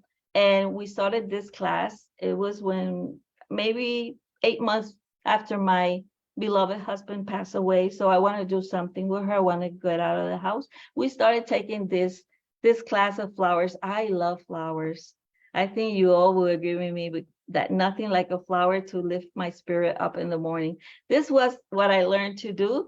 These are my flowers in paper, Japanese paper. And people started saying, I love your flowers. And I'm like, thank you, but I'm not doing it for selling. They're too, it's a lot of work and I cannot sell it that much. So I was just in a hobby. It was kind of a hobby. And then I decided I want to take a pastry class and learn how to do flowers and pastry. And then I found porcelain in my life and I did a porcelain and I took a flower arrangement class. In this moment, girls, story long short, right now, I'm a partner of a florist, designer, in a business, just because I took this class of flower arrangement with her. So you never know when the opportunity is gonna come. You never know who's gonna be next to you that needs your support, that needs your advice, that you need their advice. I did this piece after all those flowers. They invited me to a presentation to an art show that I was in, very prestigious show in the island. I have been not doing art for 10 years, like like presenting myself or doing any exhibition because I've been doing my business career, my speaking career. So I did this flower in black. This is porcelain. People were like, is that leather? Is that wood? But they never thought it was porcelain. And I did this thanks that I learned how to do flowers in pastry and sugar. So I did this, and it was, I got an award for this. And then I went and did another one. This has over 300 little flowers, hand by hand, and porcelain. And I loved it. And in this moment, we are working in a next show that I'll be doing maybe at the beginning of next year, because I don't put a date I don't have deadline. For me, that word doesn't exist. I have days of accomplish. So I invalidate deadlines. That word, it's not good for your brain. I love to feed my brain with good food brain. So I always say, when is the day of accomplish? Because when you turn in something, you accomplish it, right? So common sense, usually people don't use it that much, but that's the way I change that word. And the second one is embrace and connect mindfulness moment. People think that mindfulness, it's about meditating, having yoga, drinking green tea. No, it's more than that. It's just more than that. It's embracing the moment. It's creating new experience, and then taking all those experience and connecting the dot. It's finding a space where you're not comforts, finding a place that you love to be. That for you, it brings you memories. For you, you are creating memories, and you are with others. So maybe you can still be researching for your job, and you're with your kids playing in the playground or at the beach or just traveling with your spouse, but you're still doing a little bit of research for your business. Because when we are business women, you know, we never shut down that little space that we always creating and trying to find out things that we can like, because you know what? Things trigger creativity. So we have to use our 5 senses. That's what I call this 5 sense moments, because it's important. I will show you once that I had this beautiful walk that I was staying in a place. It was an Airbnb. I love my umbrella, because if it's not raining here, it's a lot of sun. And as you see, I'm too wide, it gets burned fast. So I love my umbrellas. I always have a thing with umbrellas. I really don't know, but I think I really love the sensation of having an umbrella, walking around an umbrella. I love photography, and this heart, my husband gave it to me, and it was in my suitcase. And when I got to the place, I found it in one of the little pockets that we never looked. So I have it in my pocket, and I started putting it in different places in the creek. And this is what it came out. I'm a glass artist also. So I decided that with that experience, it was raining in that place for me because it was so peaceful, because it was so serene, because it was giving me so much input through my 5 senses, that I made this beautiful piece in glass. I'm a glass artist. So I did this piece, and it sold. So I returned my money back from everything that I spent in that trip. So it was a win-win for me. And this piece I did, and then I did a whole collection. And then I went and did a leaf in glass. It's a humongous one for one of the clients that invited me to be at this retreat with her. So this is what happened when I was in my mindfulness moment, when I was connecting the dots, where everything around was giving me creativity, ideas, was refreshing me, was giving me an input that is very important. We always have to be observing. And if you have a journal, if you want to write it, everything that you see, doesn't matter what, in your pocket, a little rock, photograph. It's very important, photograph. Embrace the new. I got when Dr. Millie speaking about STEAM, and then we have to, game up our game. Businesswomen have their eyes on it. You might not like artificial intelligence. You might not like Canvas. You might not like to use social media. But if you have a business, you have to learn how to use it and what it's for. even if you have somebody in your business that runs your social media and manages it and writes your creative content and makes your videos, you have to know what they are doing, or you have to know what you can do in order for you to ask them. So you have to be very creative, because if you don't know, maybe something that you can do and you don't know you can do it, you won't do it, and you will have to spend thousands of dollars paying somebody that might cost you $10. I have clients that have been paying thousands of dollars for posts and creative posting in a calendar for 30 days. And I'm like, you crazy, you can use Trello, you can use this and this. And they're like, what is that? I said, I'll teach you how to use it. So I'm teaching women over 50, but let me tell you, I have found people over 30, 35 that don't know anything about technology. The only thing that the phone is to speak, text, and photo. You have a whole machine in your phone. Your phone is your assistant. Your phone is your money machine. It's a money machine. So those that work in technology will understand and will let me know that I'm right. The other thing is fusing the past and the present with creativity brings innovation. If you want to be in front of innovation, you have to fuse what you know, everything that you have learned.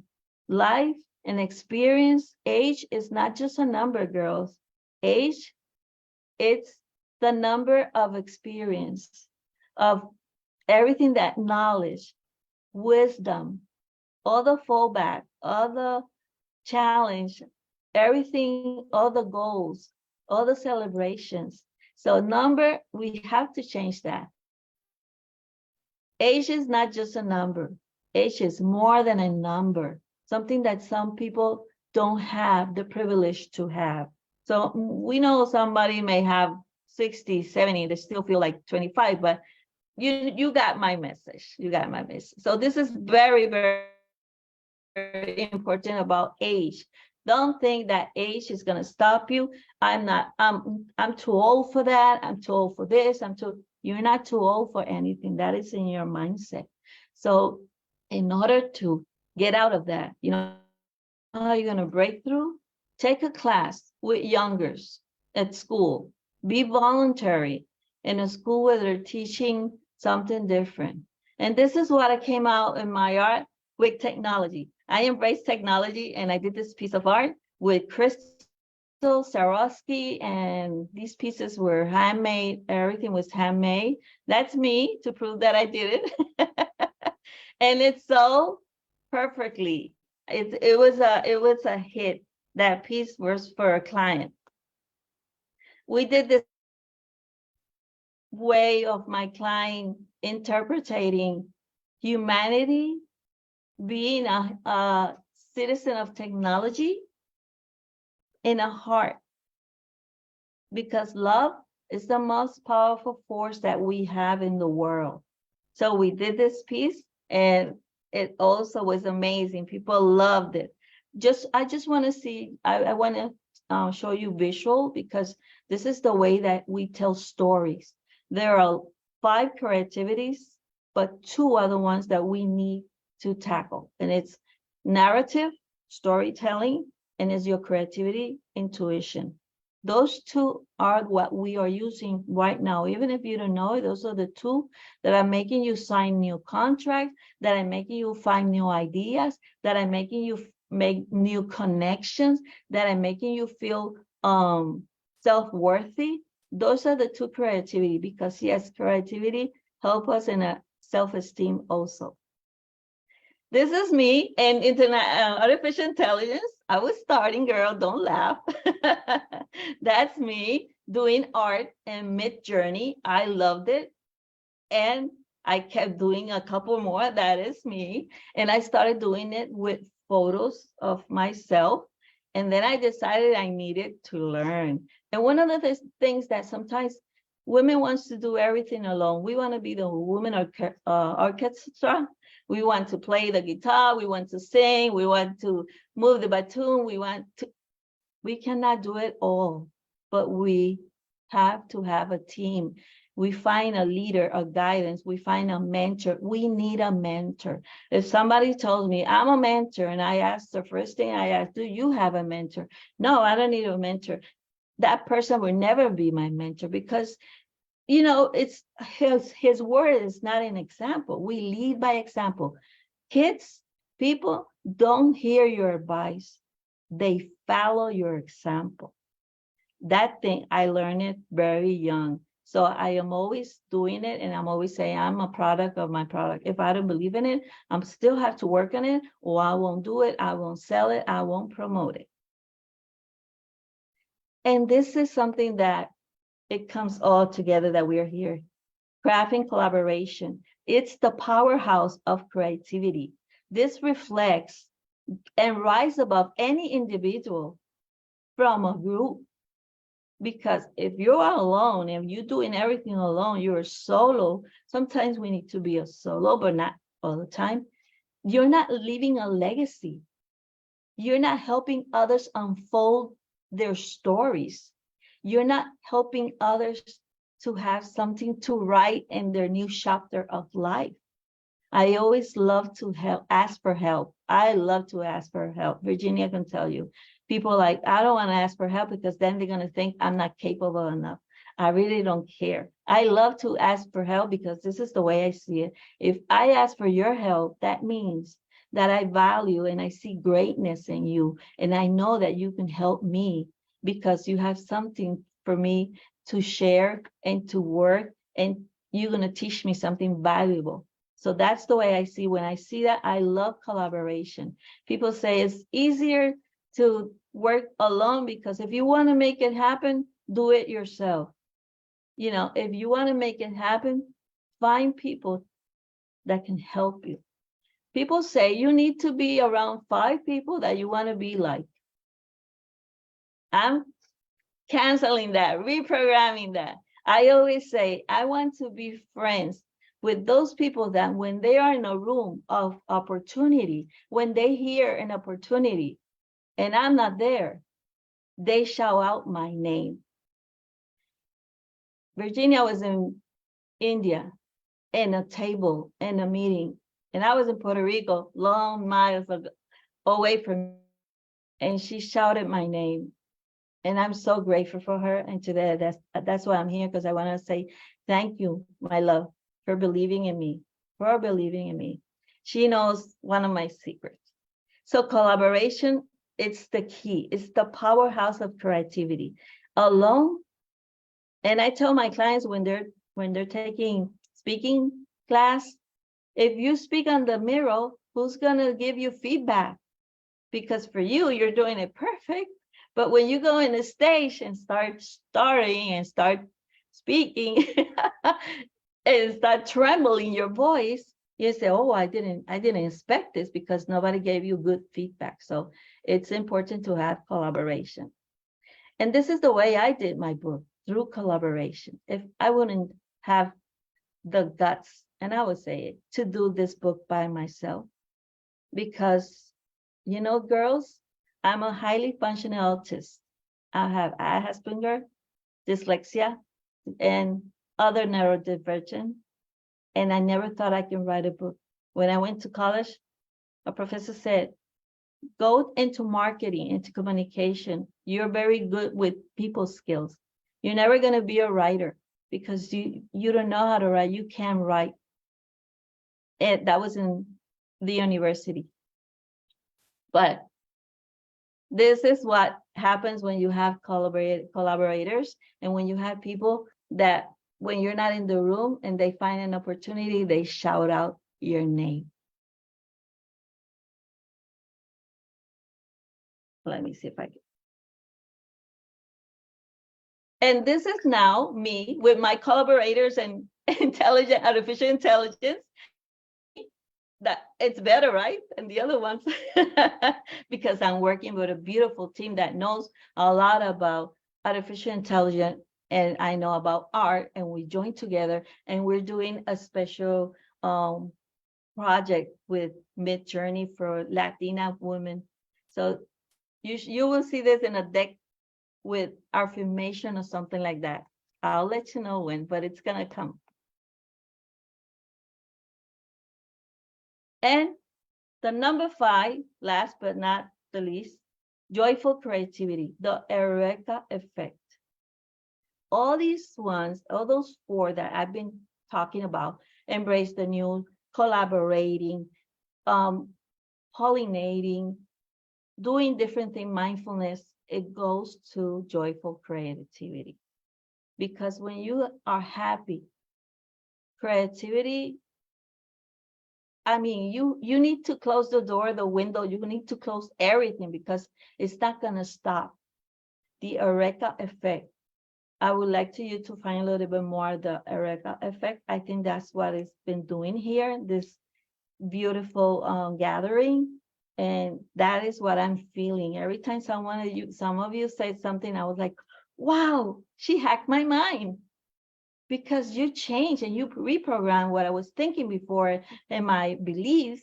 And it would have been amazing. Today, for me, it was like first year of a PH with all of you here. So it's been a pleasure for me to be here with you.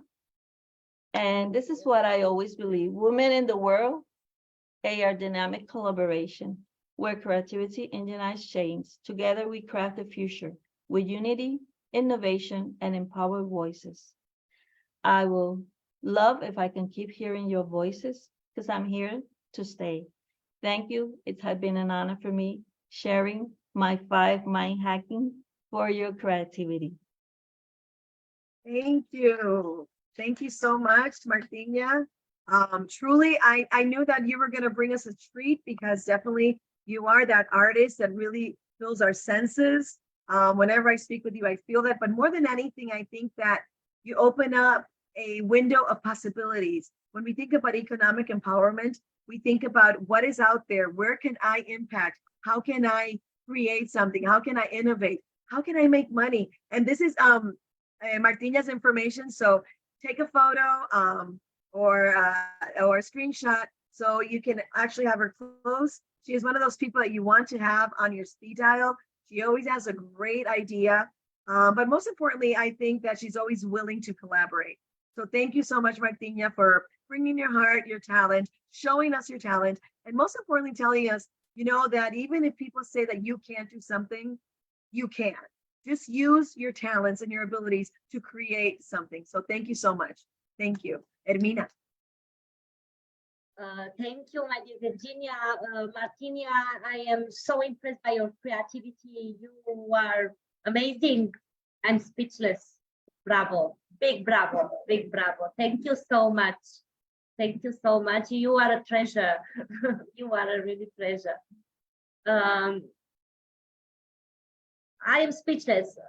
I want to say, after I see the presentation of Virginia, a major problem worldwide is the small number of women in political, in economic, in art fields. And we all know the economy sectors is a fundamental part of a human society.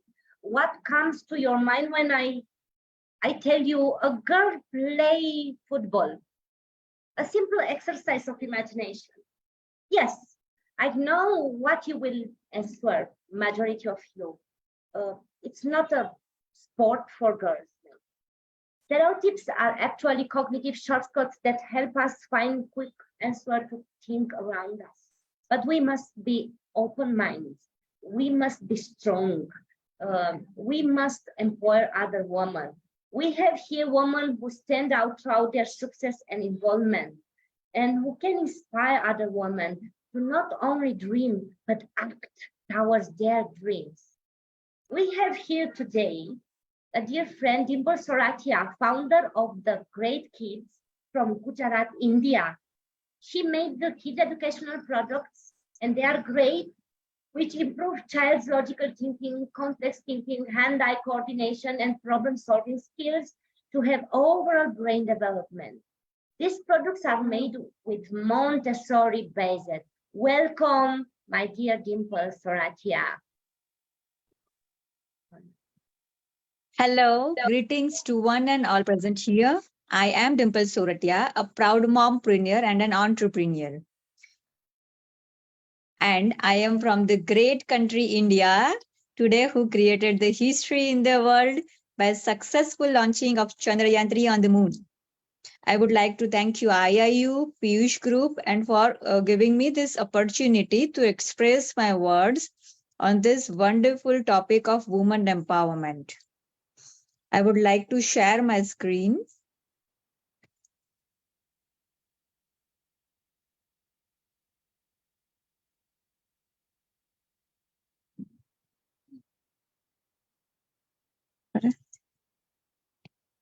Just a second.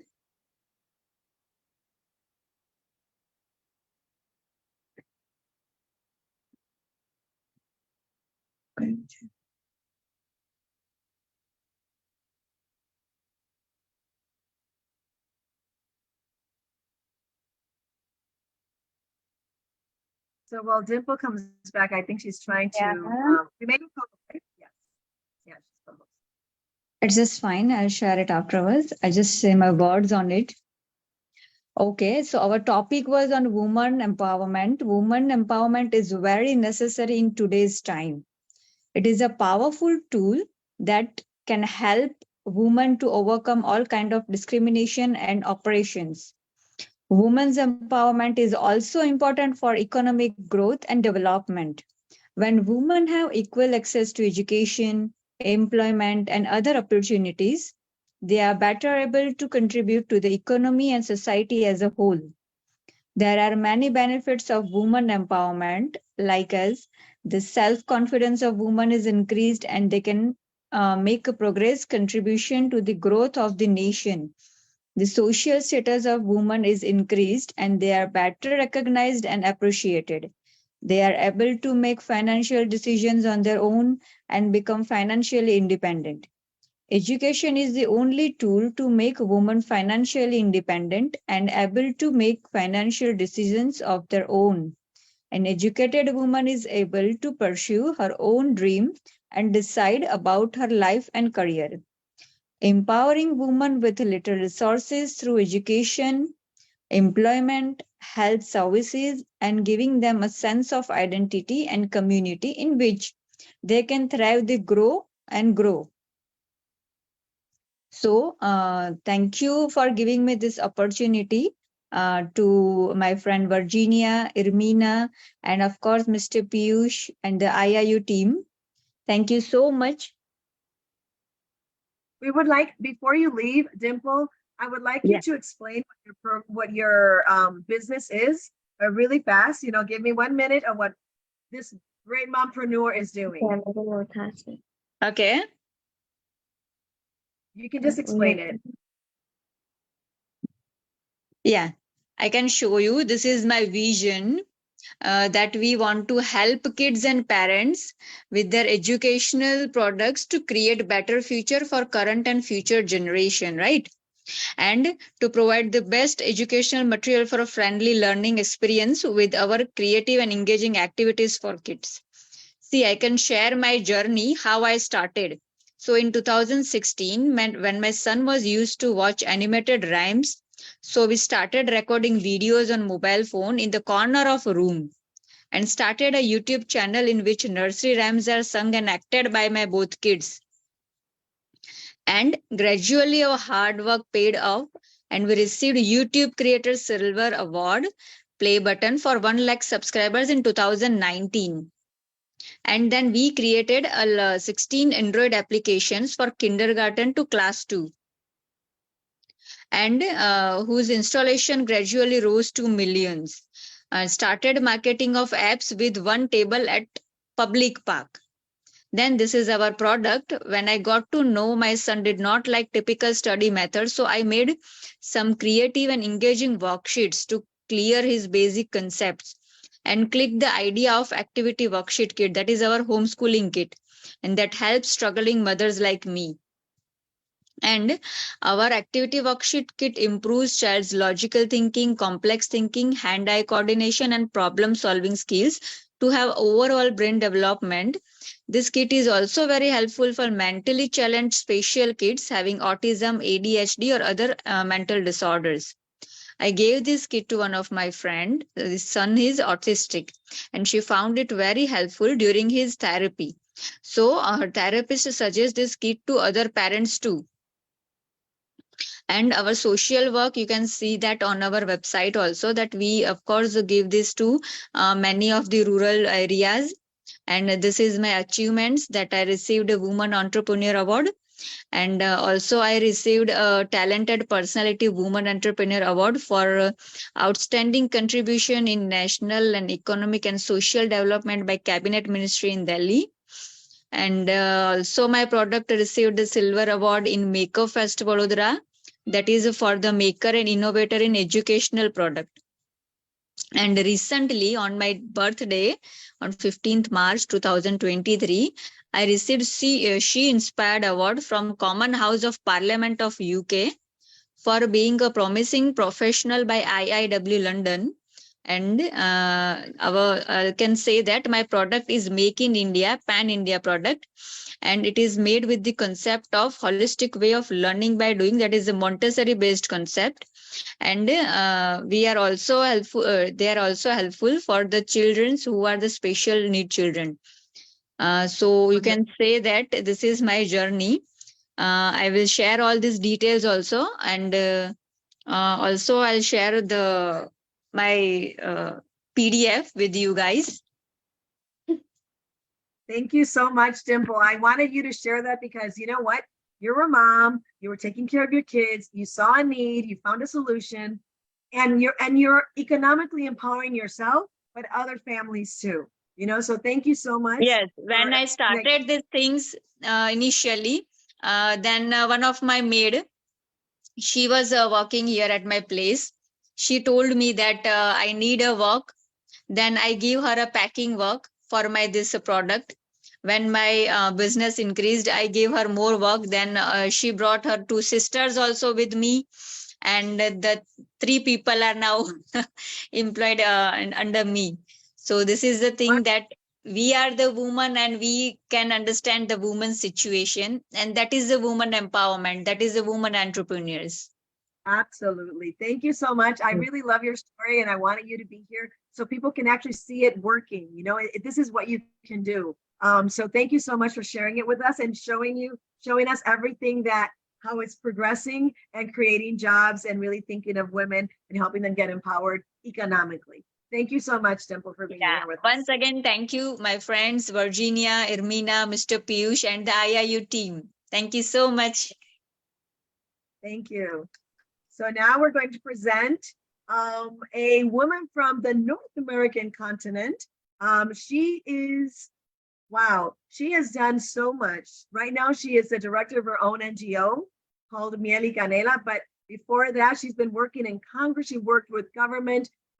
She works in protocol. She's an educationist. She certifies in different aspects and different classes. There's so much that I could say about my dearest friend, Jeanette Mata, but I want her to tell you what she contributes to the world when it comes to female economic empowerment. Adelante. First of all, thank you, Virginia. Thank you to your co-host and to IIU for allowing me this opportunity to be among such powerful women around the world. I am so honored, really humbled and honored. My name is Jeanette Mata, and I have just one slide because I want to show how we all get here, And it's so, and I'm glad that you left me, you know, at the point that you put me in the agenda, because I am all of you and all of you are me. You know, we are. And so my motto is that, you know, we do not compete, we complete. So, you know, because we complete each other. And so my thing is that I everybody that I speak to here in meetings, they say, you'll never say I. And I say, no, because I'm not I can't do anything by myself. You know, I say, I am we. And WE means women empowered. So, you know, this is amazing. So I am the founder and CEO of Miel y Canela Foundation. It is a 501c3 nonprofit that does, number one, we are advocates for human rights. I am human rights, like, you know, that I eat it, I breathe it, and everything, because human rights is we are all. I don't see inequality in anything. We are all one. We are all equal. And so that's what I strive, and that's what I fight for. And it's equality, especially children and women. Through our immigrations, I am an immigration paralegal. So we do everything from A through Z with immigration. I moved to the state of Florida because I got caught in Florida with COVID. So after a 25-year career in politics in Washington, D.C., in protocol, working with mayors, I am the very first chief of protocol for the Board of County Commissioners in Miami-Dade County. That was a long time ago. But I was in, Congress, Senate, and then the last 15 years of my tenure there, I managed the office of the president of the American Bar Association. So I have I've always been in public service with elected officials. But my background in my education is in public policy, human rights, and social justice. I was afforded the opportunity to travel through the world, advocating for children's rights and women's rights, and that's when I saw the inequality still when you're trying to, to bring justice and to the equality and defending human rights. Because the government aspect is structured in such a way that it always favors male and not female. And it still does, except that now they're paying more attention because, we are coming out, we have come out. When I got here to Florida, I stumbled into the atrocity that globally is affecting us, and it's human trafficking. And I am totally taken that we have to come together. We have to come together because together we can contain this globally. But through education, we can empower people, women that are going through so much, but they don't have access to resources because they live in remote places and they don't have access to technology. So under my umbrella, so we do all types of social services by referral, with mental health and life coaching, all of that under the umbrella of immigration, because people that are coming, their journey into the United States, they get trafficked in ways that you can't even fathom. Because human trafficking is not sexual exploitation alone. It's labor, hospitality, domestic servitude. And on a daily basis, I get people that come into my office, and what I hear, what they're going through right now. And this is the human trafficking does not discriminate. It doesn't discriminate. And we have a case of, I'm going to share this because it's women. There's a nurse that was being trafficked in the hospital by the medical director. So it's not because you get kidnapped. I have an attorney. She is an attorney. Her husband is an attorney. And she has 3 children. And so he told her, stay home. So guess what? He's trafficking her at home with, among his network of, attorneys. And so we need to understand that women, a lot of what we go through, a lot of what, now we, for example, women such as ourselves, we are empowering the younger generation that's coming behind us, our nieces, our neighbors, we are educators. And so girls that we come in contact with, but we also have to come together and break the generational chain, that it goes from generation to generation to generation, because it was so taboo. It is such a dark, subject that, it was like, if grandma went through it and mom goes through it, and, so we, women came to terms that, if we were hit and we were abused verbally or emotionally, it was like a standard because it's generational. So I want to share one slide. Virginia, I hope you're there, because this is what I always show to women, where yes, we can, and that we are not substandard. But no matter what we go through, out of trauma, we can come and bring out trauma. Sometimes brings out, that strength within us that we don't know that we have. But it's like once one of you said, it's collaboration. We have to have that person that we can go to, because we all go through. So I want to share this slide. I'm sorry that I can't. I've been trying to do the like a slideshow, and it's not letting me for whatever reason. But this is my story. I think I made you go. Okay, yeah, there you go. It's coming. Yeah, no, yes, not. So here in this picture, I was 8 years old, and at home, I was always this way. I was very shy. I was very, very shy. I would always be looking down because from age 6 to 9, I was being raped in my house. Okay, fast forward, one thing that my go-to was school. I was an athlete. I learned how to cook and bake, and everything that I did was through school. So through education is what helped me. And so fast forward, in the middle picture, that was the day that I was able to escape from 14 years of domestic violence. If I had not left that day, I probably wouldn't be here today. But fast forward, this is me today. And so, so I have 2 master's degrees. I'm multilingual. I have, of course, a bachelor's degree. I have traveled the world. I am the founder and CEO of, my foundation, where we do we provide so many services.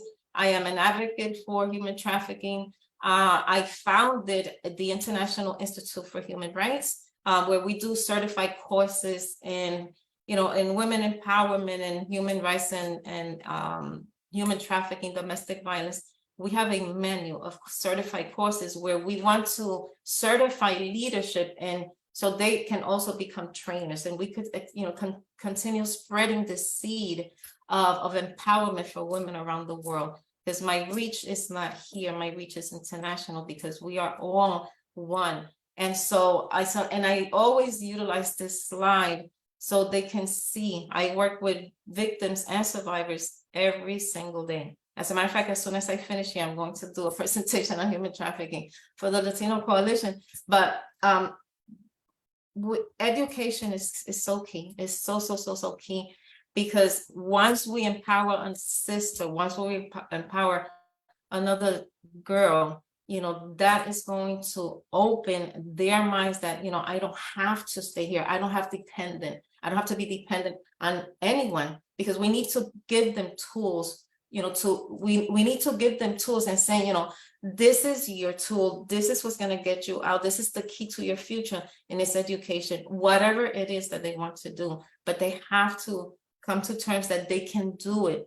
That, I was told, I was at home, I was not supposed to amount to anything. And here I am.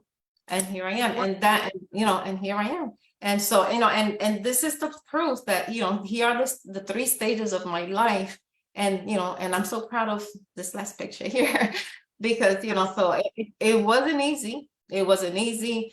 In this middle picture, I was getting my 2nd master's degree in this picture, because that's what I resort. I wouldn't sleep, because while, he was doing his thing, I would go in the bathroom and I would study in the bathroom all night. And then in the morning I would go back and go to work. And I was raising 3 kids that were not mine. But anyway, with the International Institute for Human Rights, we want to give the opportunity to young women and women to become global leaders, because that's we need to get them out of their communities. What I have found here is that kids, youth that are at risk, they don't have anywhere to go. They don't know anything else. And schools now are limited because of funding. Government has, cut funding from fundamental needs that we have, and it's our youth, it's our education. They want to take things out of our education and put other things that really, it's changing their mind. Technology helps, of course, it has its downfalls, because through technology is where predators are coming into schools, into our homes, into our children's bedrooms, because through technology, this thing, as powerful and great as it is, it has become the new babysitter. This is the babysitter, this is the caretaker, you know, and so, you know, and I'm gonna say this, and I'm sure you have seen this, but haven't realized it. You could be, you know, on a line to pay for your groceries, and there is a child that doesn't speak, a toddler, or maybe, you know, an infant, or somebody that a child that doesn't speak and doesn't walk, and he's in a stroller or she's in a stroller, and they start fussing. What does the mother do? She takes out this little thing here, puts it in their hand, and though they don't speak or don't walk, they know where to go. They know where to go to see their cartoons. But guess what? Sometimes those cartoons and where they click can take them into a room where there are predators there posing. You know, right now there's a few links that I'm going to share this with Virginia so she can share it with you, because these are links of cartoons and they are pornographic cartoons. I am the chair for the Human Relations Board of the. Go ahead. I'm sorry. Okay. Oh, I thought you were going to say something. And also I'm the commission. I'm a member of the Commission Against Human Trafficking for the Hillsborough County School Board. And what we created is a program for the school system, the public school system, called SOS. That means Student Online Safety, because children in school are being targeted, and kids in school are being trafficked and are being recruited to be traffickers. And so this is a global epidemic. We have a project, an AI human trafficking project that we're putting together so that people can see it. We need to humanize what human trafficking is, because although people know, and it's everywhere in every corner of our planet, people still don't realize the depth of the atrocities that it creates in our system. It breaks our system and it breaks our economy. And so it is so important for me to get as many women involved and as many women empowered through this tool, this knowledge, so that we can create around the world, we can create programs for awareness and prevention for our, you know, in the schools, in our communities, at home, even at home, because sometimes your child is being trafficked and you don't know she is or he is, you know. So we also, there's just so much, everything I've been writing throughout this forum, and everything that everyone has shared, you know, I am there, you know, there's a little bit of everybody that I've gone through. You know, I bake, I'm Martina, I love your work. And I'm also a baker, and you know, there's so much of us in common, because we are the creators of the world. We are the creators of the world. Men, they do, of course, without them, but we are the ones that create. You know, we birth, and we, you know, I am a father, because I am the professor Marine, you know, we are fathers, because single parents, you know, in a home, there are men that are mothers, and we are fathers. You know, I raised my son by myself, and a great man right now. And but we do everything. So this forum, I can't be more. How can we reach you? Like, can you give us your information so we can close it? If you absolutely. So yeah, I will my Facebook page is Miel y Canela Foundation, and everything is there, and I'll put it on the chat now. I'll put it on the chat. And also I also have the page for the institute, where again you could get certified, and it's just to continue building, you know, planting this seed around the world, where, you know, together we can all collectively, you know, empower other women to do good. Can you tell us where we can find it? The institute. You were cutting off. I can, let me stop sharing this. Say it again. I didn't hear you. So where can we I didn't hear you. page for the institute? Just give us the page for the institute. Yes, I'm gonna put everything in the chat now, but Oh, thank you you don't have all. to do that now. Just tell us. You can tell us verbally. Like, what is it? Where can they find it? It's on Facebook. Is the International Institute for Human Rights. It has a globe. It's a blue and white globe with some a little pair. And then Mieli Canela Foundation also on Facebook. And we have I'll share everything. that because that's a little harder. Right. But I want people to know what you do with human rights and how much you work and how involved this is and the certifications they can get. So please go to Facebook. And again, it's called Institute for Human Rights. International Institute for Human Rights. Great. Thank you so much, Jeanette. I know you have so much more to share. We have 2 more speakers today, and I'm so glad that you were positioned in this, almost at the end, because you saw everybody. And like you said, we're all interconnected and we're a little bit of everybody, right? And in order for Thank you us for having me. You are welcome. In order for us to be really be responsible when it comes to female economic empowerment, knowing what human trafficking is, because we can be duped and fooled at any time, is really important. So I think that what you do is amazing. Thank you so much for bringing that to our attention. And we're going to have you again because we're going to have one just on human trafficking. So thank you. Thank you for being here. Thank you so much. Thank you. Thank you so much. Thank you all. I gotta go. Thank you so much. Thank you, Ermina. Thank you. Thank you, Janet. So strong message. Excellent speech. Excellent speech.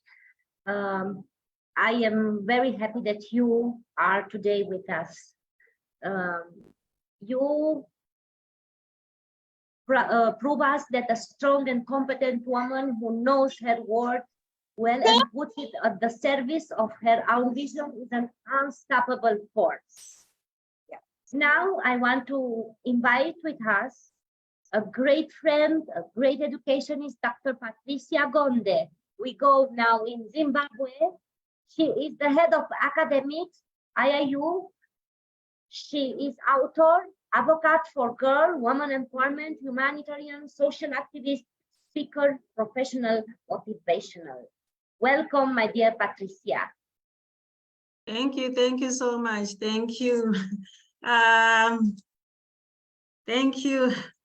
First of all, let me acknowledge International Internship University for giving me this opportunity. Unfortunately, I've been waiting and waiting. I've told you that we have got presidential elections in Zimbabwe, and what have they done? Electricity has been switched off. So luckily, we still have some light, and that doesn't stop me to be sharing with you today.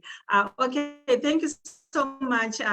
Ladies and gentlemen, distinguished guests and speakers from all over the world, fellow advocates of women's economic empowerment, I stand before you today with great enthusiasm to address all of you on the topic of utmost significance in my life is that I am a passionate educationist.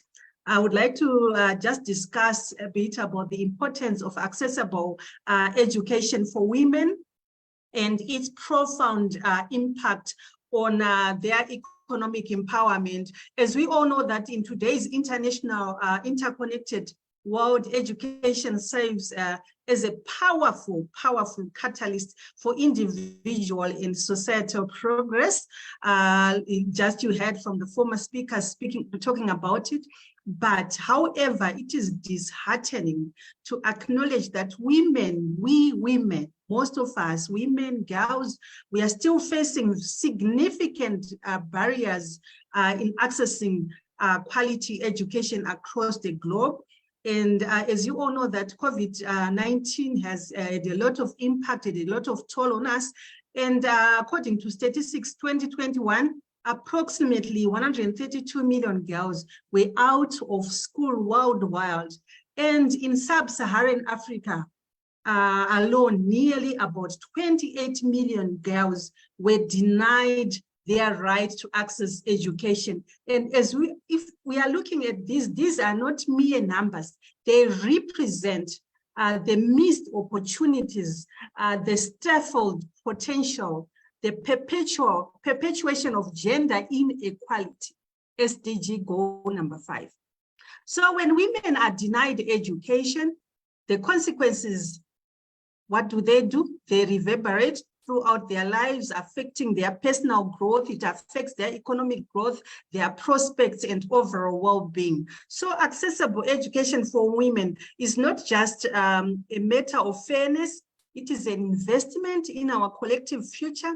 And studies have shown that increasing women's education, it yields remarkable benefits. For instance, every additional year of schooling for women can increase their earning potential by up to 20%. So when women are educated, they are more likely to invest in their families. You can all agree with me. They are leading improved health, reduced poverty, stronger communities. And in Africa, these barriers of education faced by women are particularly pronounced. I'm just going to, I don't know whether I'll be able to share because of time. It's just a small presentation that I did. It's okay. I think, yes, there it is. And slide, let me see if I can do a slideshow. Yeah, slideshow from beginning. All right, thank you so much. So I was just talking about Africa, and talking about Africa, we also have some important people who have talked about that if you educate a woman, you have educated a nation, and we can all agree with me that this encapsulates the transformative impact of education in women. So when you are looking at the barriers of education, we are talking about, for example, we are talking about financial barriers. We are talking about poverty. Look at so many countries in the world, how many countries are faced with poverty. If you look at the poverty datum line, especially for my country, people are living below $1 a day, which is very worrying. And we are talking about, when you're looking at financial barriers, also it leads people to forced marriages. In my culture, for example, if a family says that they don't have enough food on their table, what do? They force a girl to get into marriage so that they can get food on their table. So those are some of the financial barriers that affect our women to get equal access to education. Thinking of cultural barriers, think of as we are growing up, the stereotypes that we faced as we are growing up. For example, if in a family they do not have enough capital, enough money, they normally prioritize the boy child to go into school, because what do they see? They say that if you educate this girl, it's a waste of money because one day this girl is going to get married. We are talking about, so these are discriminating cultural norms that are still existing in this world. And then we're looking at social barriers. Early marriages are there. Why? Think of COVID-19. Our parents were off the work, and what did they send the girls into the street? Prostitution. In my area, Epworth area, there was a lot of prostitution. Girls leaving school, going for early marriages because the father wants the money because of the bride. We pay a dowry here in Zimbabwe. If a girl is getting married, bride dowry might be even $10,000. So that's for a father, they can say that's a lot of money for me to get. And then we are looking at security barriers. Some people are talking about gender-based violence. Yes, it's happening. If someone is facing a lot of discrimination, harassment, domestic violence at home, it's also going to affect those women, even if they're at university, because now we have women going for colleges, university, even if they are married. It means in the classroom, they are not paying attention, even if it is the girl child, maybe she's being harassed on her way to school. So these are some of the barriers. I'm just going to rush because of our time that affect women in the world that we are living in. It is very pathetic to see that we also are the contributors. If I'm a mother and my husband says I'm going to force this child into marriage and I keep quiet as a woman, what message am I going to, what message am I sending across? Am I protecting my own child? Then looking at cultural barriers, I think I've mentioned that, security barriers, and then statistics then reveal that according to UNESCO, about 132 million girls were out of school and nearly 28 were denied education. And then addressing these barriers, then it requires all of us to have what we call a multifaceted approach. It involves advocating for policies. It involves that promote gender equality. It involves investing in scholarships. I am one of the board members of Imani Trust Foundation, and what we do is here in Zimbabwe, we go and identify children who, especially girls who are not able to pay for their fees. We pay for all their educational provisions.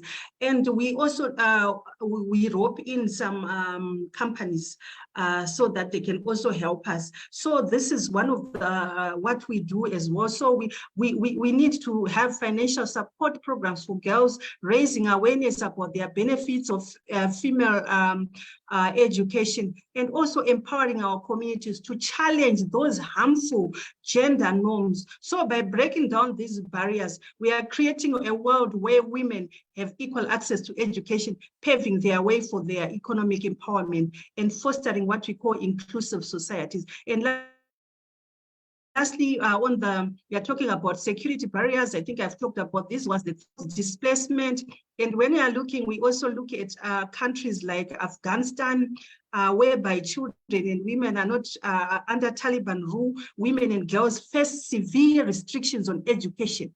And historically, the Taliban have banned girls from attending schools, although progress has been made. Look at Pakistan, particularly in rural areas. Cultural norms, extremist ideologies have resulted in limited educational opportunities. Think of Nigeria, think of the Boko Haram. There are so many examples that I can give. Think of Yemen, the ongoing conflict that has caused devastating impact on education, with girls especially experiencing significant they are not attending schools, destruction of schools, displacement, all those societal norms and child marriages practices further limit educational opportunity for girls. Then moving on to my next slide. So what, if we are looking at what is the importance of education, especially access to education, it's important. It improves their economic status, even in the communities that they live in. It improves also the economic growth of a country. And then looking at reducing poverty, SDG 1. We are talking about SDG 1, we are talking about SDG 2. Education can help to break the cycle of poverty. When women are educated, they are more likely to delay their marriage. They are more likely to delay childbirth, which can help them stay in schools, improved health. We are also talking about increased participation in decision-making. Right now, there are elections in Zimbabwe, but how many women are being represented? A few. I applaud Rwanda. Rwanda is 60% of women in their parliament. So we need to empower our girls, and higher education can help our women to become more confident, more independent. It can help them to challenge those gender stereotypes and demand, so that they can also demand their rights. So we need as well to promote gender equality as well. And then also as women, we need to break down these barriers ourselves and encourage what we call lifelong learning.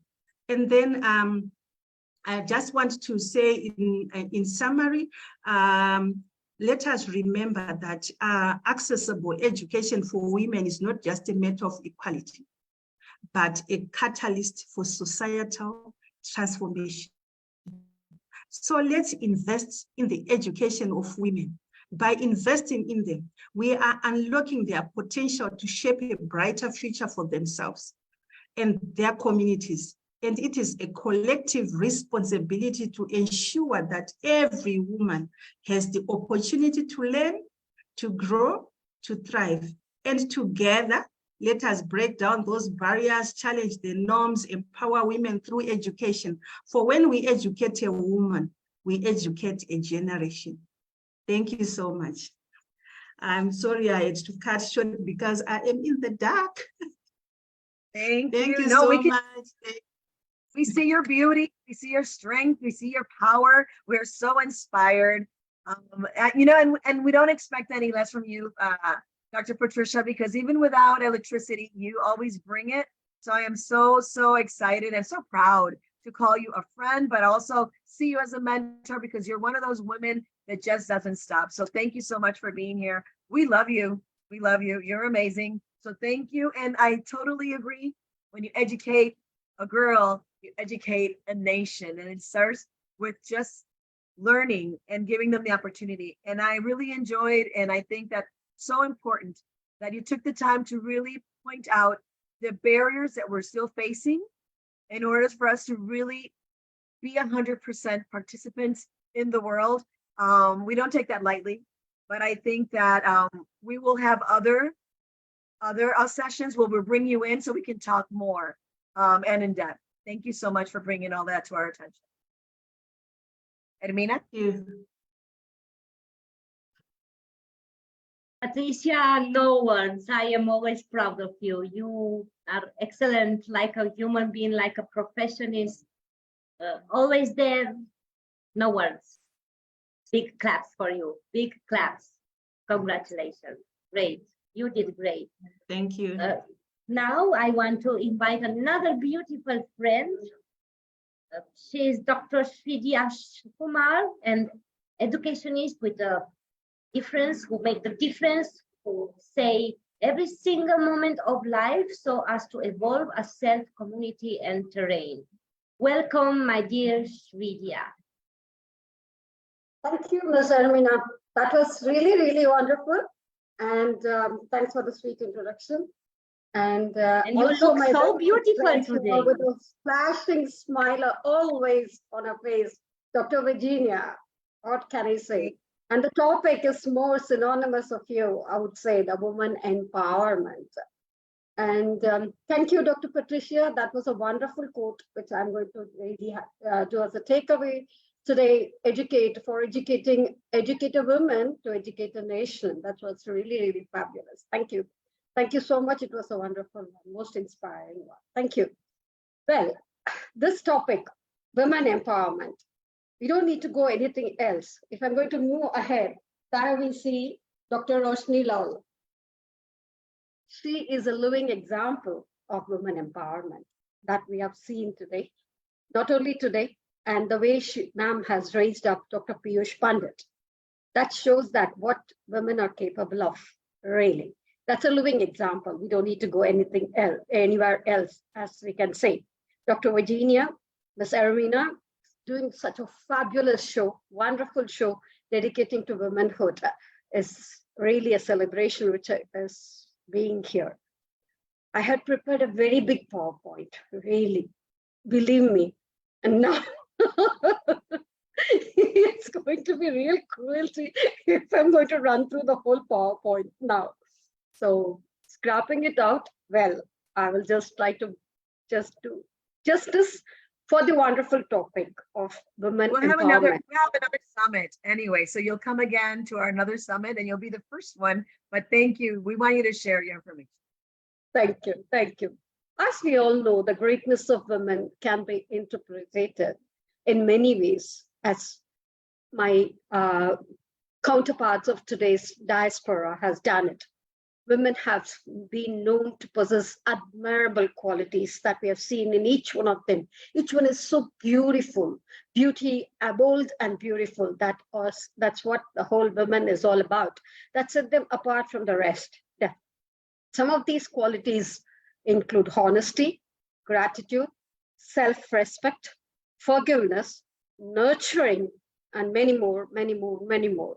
As we have heard them saying that being empathetic and being very lovable, being very friendly, caring, everything adds on to us. But they are more synonymous of the words yes.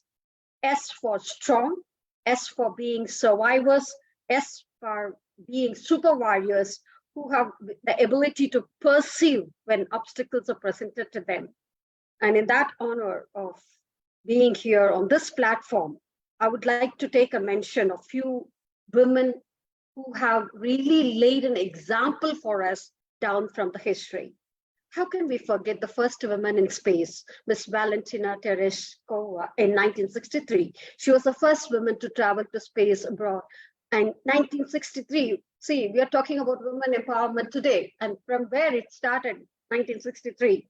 First woman to win a Nobel Prize, much ahead of it, Marie Curie in 1903. She became the first woman to win the Nobel Prize, sharing the prize in physics, as we all know. First woman to win the Pulitzer Prize, that is Edith Wharton in 1921. She became the first woman to win the prize. First woman to climb Mount Everest, as we all know. She is Junko Table in 1975. She was the first woman to climb the summit of Mount Everest, the highest peak in the world.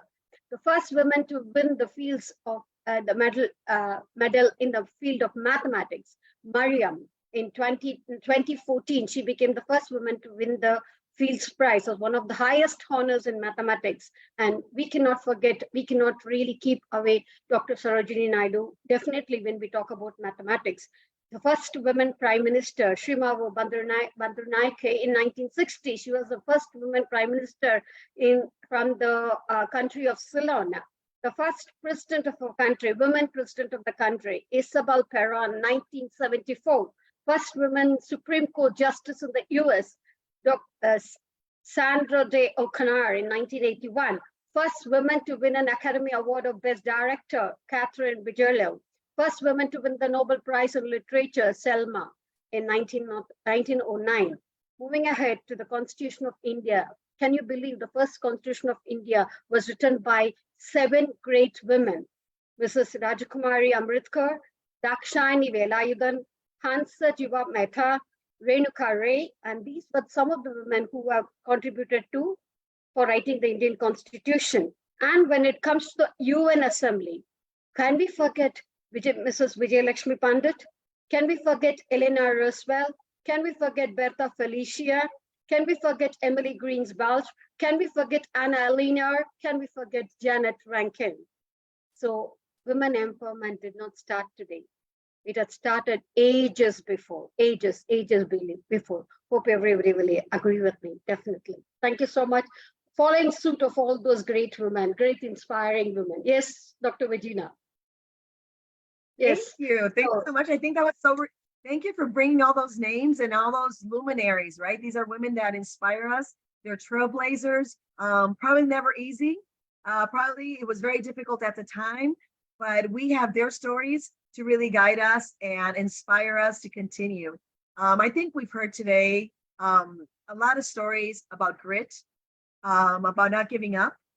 And we've also heard a lot of facts that are not great, even in 2023. But we think of these women and how far back they existed and how far they've been dealing with this and how they found solutions and how they brought contribution. So thank you so much for bring them to us. And I think that we should have just one session of these amazing women so we can really learn from them.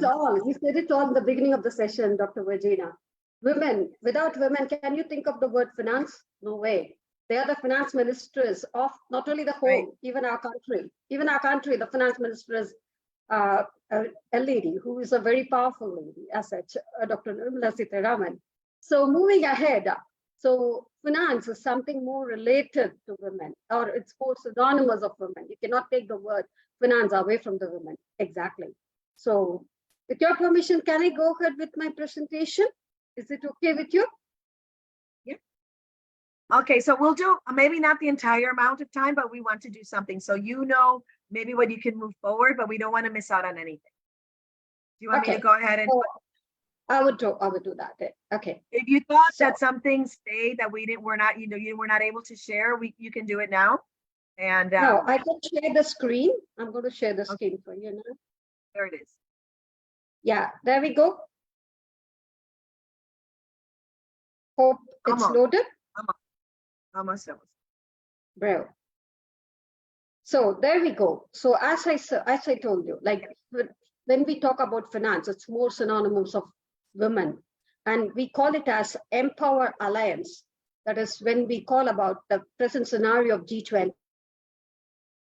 It's for the empowerment and the progression of women economic representation. That is G20 Empower. It's accelerating women leadership and empowerment in the private sector. Where did it all begin? The low rate of women economic representation is still a lingering problem despite the efforts made and the progress witnessed. And it was published in the year July 2022. The World Economic Forum Global Gender Gap Report projected that it will take 132 years to reach the full gender parity based on the current rate of global progress, with further challenges triggered by the COVID-19 pandemic and evolving global economic crisis. So that was the inception point of the women empowerment. People started thinking about women empowerment.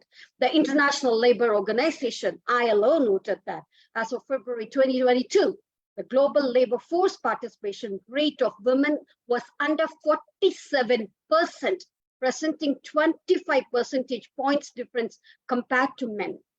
Moreover, the share of women in leadership positions shows less convincing posture in solving this complex challenge. The World Economic Forum noted that globally, women make just over a third, that is 36.9% of leadership pool, a figure that is 3.6 higher than the reported in 2016. Women representation in the top leadership positions is even more constrained, with women accounting for just 4.8 of the chief executive officers, CEOs in Fortune 500 companies. These problems indicated the efforts for gender parity, which will need to be accelerated to avoid losing another decade of progress. So the wider labor market picture is still more challenging and stands in contrast to the slow progress towards the parity of the leadership position that we have seen before. So compared to that, the global labor force participation of women was just 50% compared to that 80% of women. And analysis over release a gap of about 40% wage levels difference, with 50% of income is still to be bridged. Other challenges which were found with respect to the digital technology for women, global analysis reveals that 2.3 billion women without internet access, more than 1.7 billion who do not even own a mobile phone. So 200 million fewer than the women are on the online or mobile phone access. So how are we going to bridge this gap? As a matter of reality, what are we going to do for this? So the data provided by the Fresh Impetus Action for governments, investors, and private sector businesses, workers, and the organizations, and the NGOs, non-government organizations, evidence shows that economic slows down disproportionately impact the women in exacerbating existing inequalities can cause gender equality initiatives to slow down the governmental and corporate agendas. So moving ahead, all this also aggravated from the COVID pandemic. That was a spotlight that came as a blessing in disguise for the enormous social and economic disparities and the policies that people have started working on it. So to seize this opportunity of globaling GDP, 3.9% of 2025 was set as a target that private and the government stakeholders need to accelerate and deepen the rollout of the policies and practices designed to tackle the barriers of women to be the part of the workforce and women-owned enterprises. Alongside economic benefits, along with the closing the gender gap, could unlock the widespread social benefits.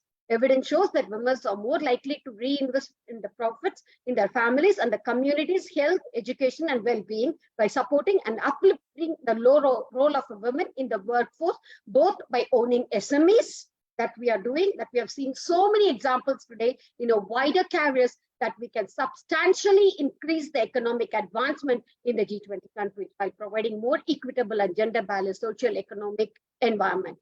So more than continuing the legacy of G20, Empower plays a critical role in driving the changes required to reduce the gender parity gap. This can only be achieved through a strategic collaboration between governments and private sectors, along with the engagement of the workers and the organizations and other civil society organizations. So G20 countries anchor to set a fundamental best practices in supporting women empowerment, especially in increasing women economic participation enforcing policies, including internationally recognized labor standards to assist women rising to leadership positions. So it is not women empowerment, women-led empowerment, establishing an environment to grow long-term essential skills. There came up G20 Empower Alliance. So the G20 Alliance for the Empowerment and the Progression for Women Economic Representation accelerated women leadership empowerment in the private sector. It does so by leveraging its inclusive and action-oriented vision with its unique partnership model as G20 Empower is the soul of G20 entity that brings together over 60 business leaders and the government representative to advance for a common goal. So that was its inception. So leaving aside, measures were taken to improve its fundamental for both government and the businesses to track the process, set goals, monitor trends in advancement of women in leadership goals. Female talents pipeline as a key to women leadership. It is essential to look into diversity, inclusion, and equity policies and enablers to address the systemic barriers surrounding the advancement of women. So that's how the leading of the future began. So moving ahead. Do we have more just because to the last towards the lot? Yes, sorry, dear. So how did we? Yes. Sorry, dear. Oh, no. I just want to let you know that there's another event coming up. So we have like 2 more minutes to finish. 2 more minutes. I'll finish up. I'll go to that. So how could we achieve this? Okay. So as Dr. Patricia was mentioning, the barriers, all those barriers were made as a carriers for change. So that's how the women entrepreneurship became a win-win equity for economy. It increased the women accesses to income, foundation for women economic empowerment. It led to the over economic growth of a nation, crucial for achievement of substantial equality. It increased the total number of entrepreneurs and labor force work participation.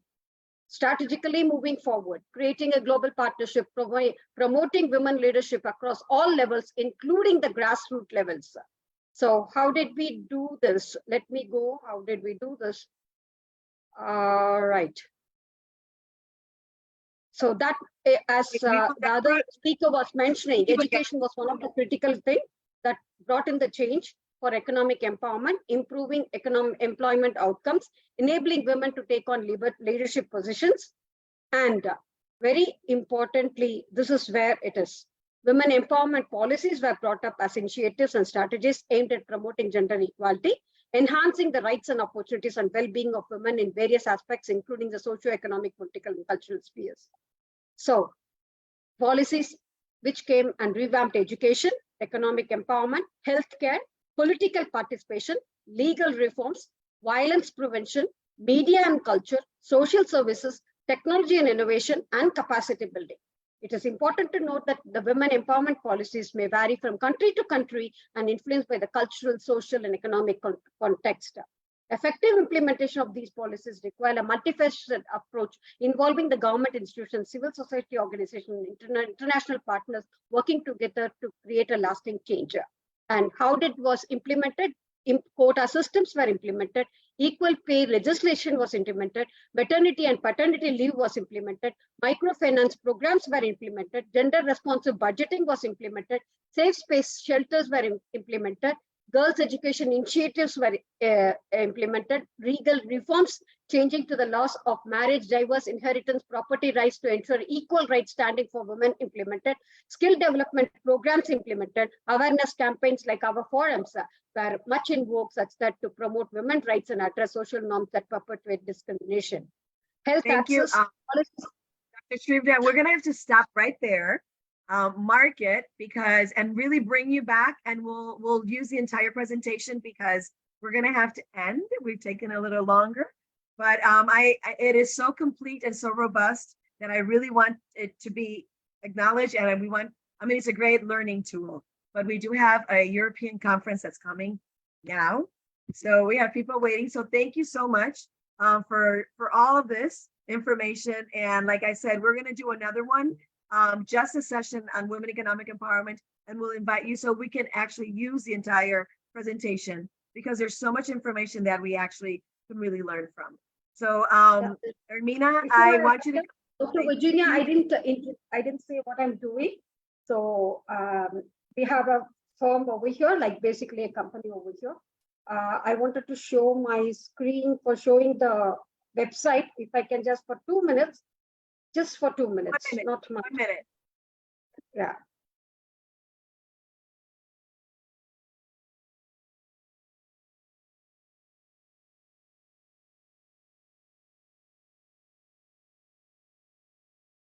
No, I couldn't find it here. Sorry.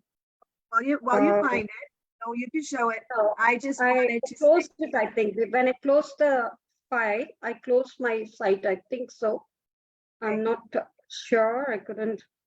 Let me try for one more time so that you know what? I'll say goodbye while you're looking for it. I'll drop it in the message box. That's better. Oh, okay. Okay. Yeah. So, Ermina, if you want to join me to say goodbye, thank you so much, Dr. Shrivya. And I think we're going to do this again because we really want to see your presentation. But I just wanted to point something out. This is Women Economic Empowerment, and there's so many women here, and Dr. Charles was with us when we started, but there is a visionary man, a feminist man, that really believes in women's economic empowerment. That's our visionary founder, Piyush Pandit. He truly believes that women are innovators. They have a source of new ideas. They're skilled. They're ready to take challenges. They're initiators. He also believes that every woman is a hidden entrepreneur. I think, and I agree with him 100%.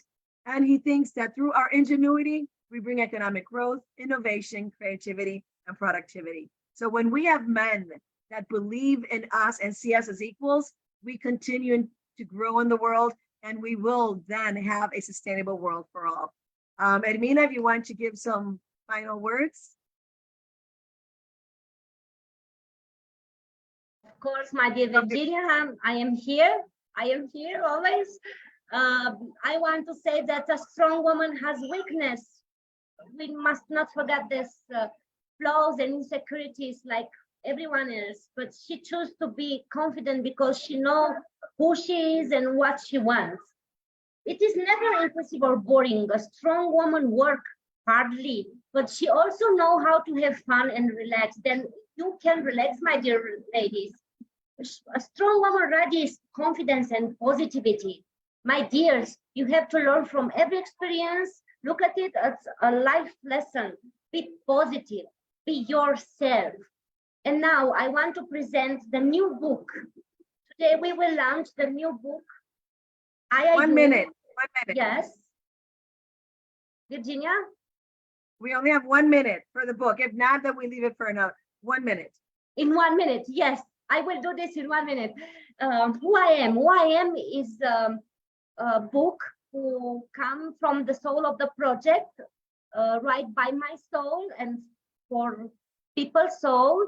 What is the true purpose of myself in this world? How many times I try to analyze myself, I wonder where to start looking for myself. I found out only one thing, that myself on this hour is not like the one of the last hour, and even less the one of the previous day. We can say that we are books full of stories and emotion. Every chapter of our life is a new adventure, a new lesson learned. This we want with this book, Who I Am. We wait your article who will come from the your heart. And if you can share, my dear, you can share the cover, or shall I try? I know I have 1 minute. So this is a book that will be launching soon. We are asking you to participate, to be in the book. It's called Who Am I, right? Who I Am. And we will be putting more information on our different sites so you can participate in it. Did you find the cover? Yes, Virginia, I find the cover. I will try to share now. Yes. Let me try.